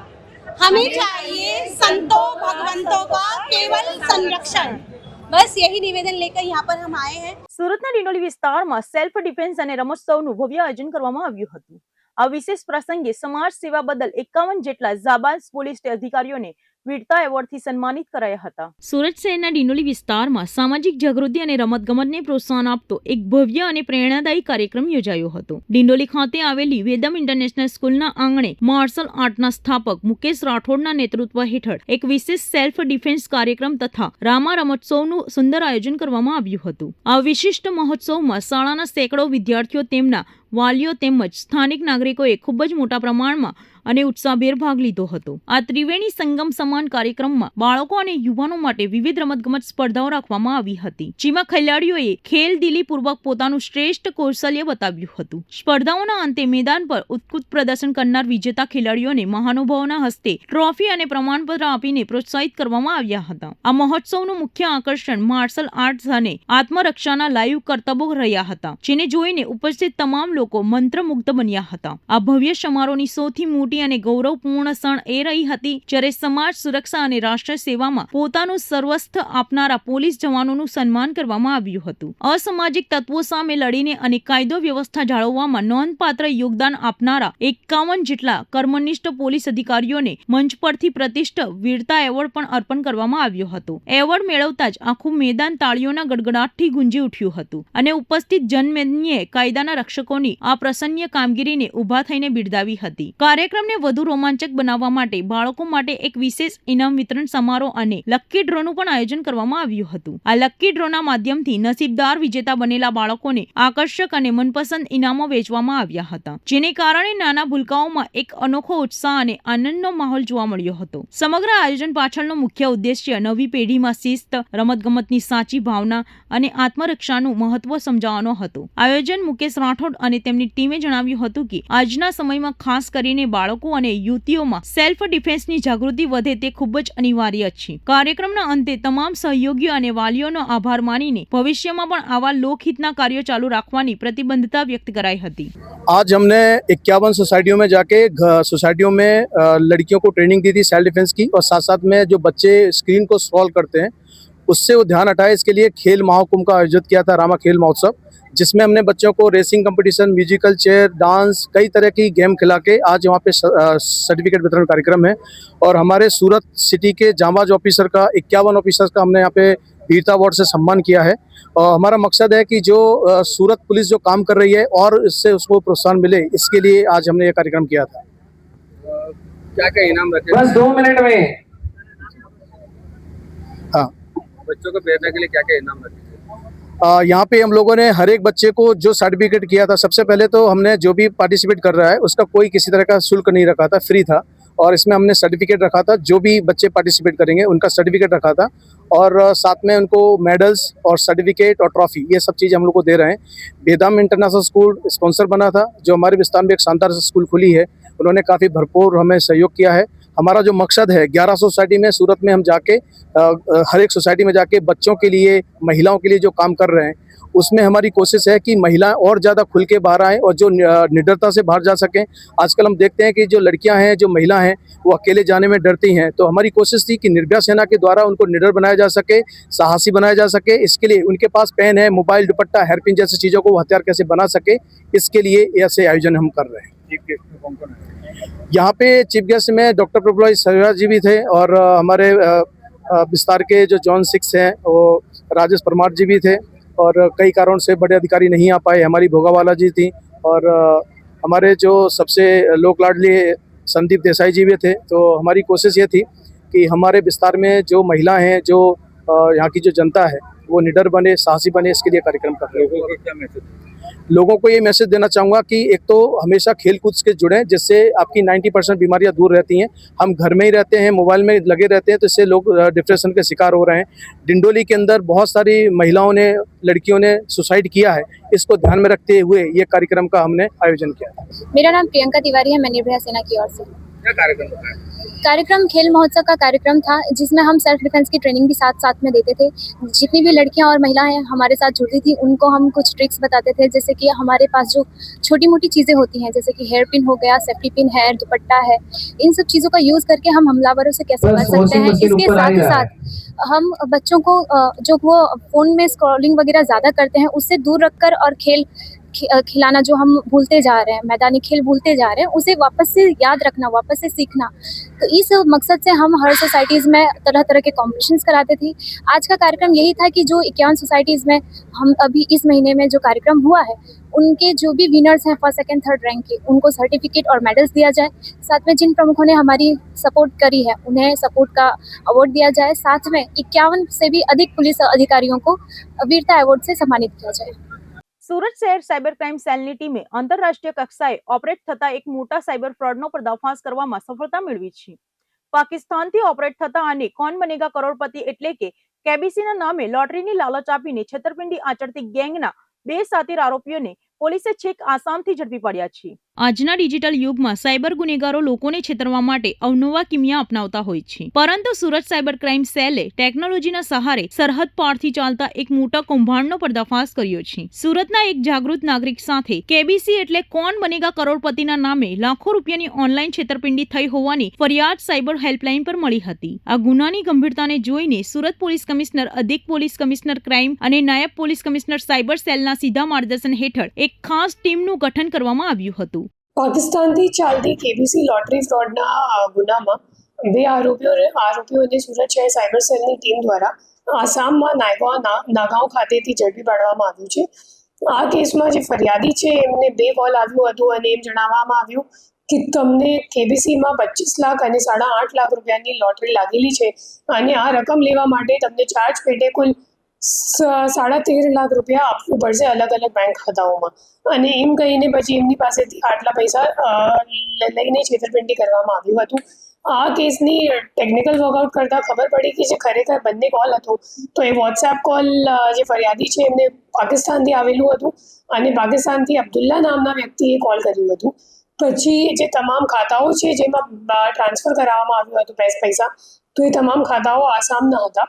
પછી આપણી ટીમ ત્યાં ગઈ અને જે અકાઉન્ટ હોલ્ડર છે નાગાંવમાં એઝાઝુલ હક, તો એમની ધરપકડ કરીને એમની જ્યારે પૂછપરછ કરવામાં આવી તો ત્યારે ખબર પડી કે મુઝફ્ફર અલી નામનો બીજો આરોપી છે જેમને આ ભાઈએ પોતાનું અકાઉન્ટ આપ્યું હતું અને પૈસા વિડ્રો કરીને પણ આ ભાઈને આપ્યું હતું. પછી મુઝફ્ફર અલીને શોધવાનો પ્રયત્ન કરવામાં આવ્યું, ટેકનિકલ વર્કઆઉટ અને લોકલ પોલીસની મદદથી હ્યુમન ઇન્ટ પણ ગેધર કરીને ત્યાં લગભગ 7-8 દિવસ સુધીની આ ઓપરેશન ચાલી, જેમાં પછી મુઝફ્ફર અલીની ધરપકડ કરીને એમના ફોન જોવામાં આવ્યું તો ખબર પડી કે ખરેખર એમનું સીધું કોન્ટેક્ટ અબ્દુલ્લા સાથે હતું. એકચ્યુઅલી છે એમનું કોન્ટેક્ટ અબ્દુલ્લા સાથે, જે પાકિસ્તાનનું રહેનાર છે, અને જે પૈસા છે એ પણ એ લોકો વિડ્રો કરીને કેશ ડિપોઝિટ મશીન મારફતે અબ્દુલ્લા જે એકાઉન્ટ આપતો હતો એમાં એ લોકો મોકલતા હતા. આ કેસની વિગત એવી છે કે સાતીર ઠગોએ ફરિયાદીને ફોન કરીને જણાવ્યું હતું કે તેમને કેબીસીમાં 25 લાખ અને 8.50 લાખ રૂપિયાની મોટી લોટરી લાગી છે. ત્યારબાદ આ લોટરીના પૈસા મેળવવા માટે processing fee, registration fee, GST, RBI clearance charge અને ઇન્સ્યોરન્સ ચાર્જ જેવા અલગ અલગ બહાના હેઠળ ફરિયાદી પાસેથી જુદા જુદા બેંક ખાતાઓમાં કુલ 13,51,450 રૂપિયા ટ્રાન્સફર કરાવી લીધા હતા. ફરિયાદીને વિશ્વાસ બેસે તે માટે ઠગોએ રિઝર્વ બેંક ઓફ ઇન્ડિયાના લોગોવાળા નકલી letter pad, State Bank of ઇન્ડિયાના નામના બનાવટી ચેક અને મિનિસ્ટ્રી ઓફ પાવરના લોગોવાળા 100 રૂપિયાના સ્ટેમ્પ પેપર પણ તૈયાર કરેલા કોટલેખનવાળા દસ્તાવેજો મોકલી આપીને છેતરપિંડી આચરી હતી. ફરિયાદીએ સાયબર ક્રાઇમ હેલ્પલાઇન નંબર 1930 પર સંપર્ક કર્યા બાદ સુરત સાયબર ક્રાઇમ સ્ટેશનના ભારતીય ન્યાય સંહિતા અને IT એક્ટની વિવિધ કલમો હેઠળ ગુનો દાખલ કરવામાં આવ્યો હતો. સાયબર સેલના પોલીસ ઇન્સ્પેક્ટર અને PSIની ટીમે જ્યારે આ ગુનામાં ટેકનોલોજીની મદદથી તપાસ શરૂ કરી ત્યારે ચોંકાવનારી વિગતો સામે આવી હતી. ફરિયાદી પર જે મોબાઈલ નંબરો પરથી ફોન અને મેસેજ આવતા હતા તે વોટ્સએપના IP એડ્રેસ પાકિસ્તાનના હોવાનું ટ્રેસ થયું હતું. જ્યારે છેતરપિંડીના પૈસા જે બેંક ખાતામાં ટ્રાન્સફર થયા હતા તે એકાઉન્ટ આસામનું હોવાનું ખુલ્યું હતું. બેંક ખાતાની કડી મળતા સુરત સાયબર ક્રાઇમની ટીમ તાત્કાલિક આસામ રવાના થઈ હતી. પોલીસે આસામના નાંગાવ જિલ્લાના રૂપાઈ પોલીસ સ્ટેશન વિસ્તાર હેઠળ આવતા કોચગાંવ ખાતે દરોડા પાડીને 2 આરોપીઓની અટકાયત કરી હતી. પકડાયેલા આરોપીઓમાં 24 વર્ષીય ઇઝાઝુલ હક અને 27 વર્ષીય મુઝફ્ફર અલીનો સમાવેશ થાય છે. આ આરોપીઓની પૂછપરછમાં સામે આવ્યું છે કે મુખ્ય આરોપી ઇઝાઝુલ હકે પોતાના નામનું સ્ટેટ બેંક ઓફ ઇન્ડિયાનું ખાતું ખોલાવીને 1% કમિશનથી મુઝફ્ફર અલીને આપ્યું હતું. મુઝફ્ફરે આ ખાતું આગળ 2% કમિશન પર અન્ય મુખ્ય નાસ્તા ફરતા આરોપીઓને આપ્યું હતું. આ ખાતામાં જે પણ ફ્રોડના પૈસા આવતા હતા તે આ બંને આરોપીઓ ATM અને ચેક દ્વારા ઉપાડીને મુખ્ય સૂત્રધારો સુધી પહોંચાડતા હતા. પોલીસે જ્યારે આ ગેંગના બેંક ખાતાની વિગતો national cyber crime reporting portal એટલે કે NCCRP પર ચેક કરી ત્યારે સામે આવ્યું કે આ ખાતા વિરુદ્ધ પોરબંદરના કુતિયાણા પોલીસ સ્ટેશન અને ઝારખંડના રાંચી ખાતે પણ ફરિયાદો નોંધાયેલી છે. આ ગેંગ દ્વારા અત્યાર સુધીમાં અંદાજે 28,64,472 રૂપિયાનો લોટરી ફ્રોડ આચરવામાં આવ્યો હોવાની હકીકત સામે આવી છે. હાલ સુરત પોલીસે બંને આરોપીઓની ધરપકડ કરી આ આંતરરાષ્ટ્રીય સાયબર રેકેટના મુખ્ય સૂત્રધારો સુધી પહોંચવા માટે તપાસના ચક્રો ગતિમાન કર્યા છે. સાયબર પોલીસે જનતાને અપીલ કરી છે કે સોશિયલ મીડિયા પર મળતી કેબીસી લોટરી જેવી લોભામણી જાહેરાતોથી છેતરાવું નહીં અને કોઈ પણ ફ્રોડના કિસ્સામાં તુરંત જ 1930 નંબર પર સંપર્ક કરવો.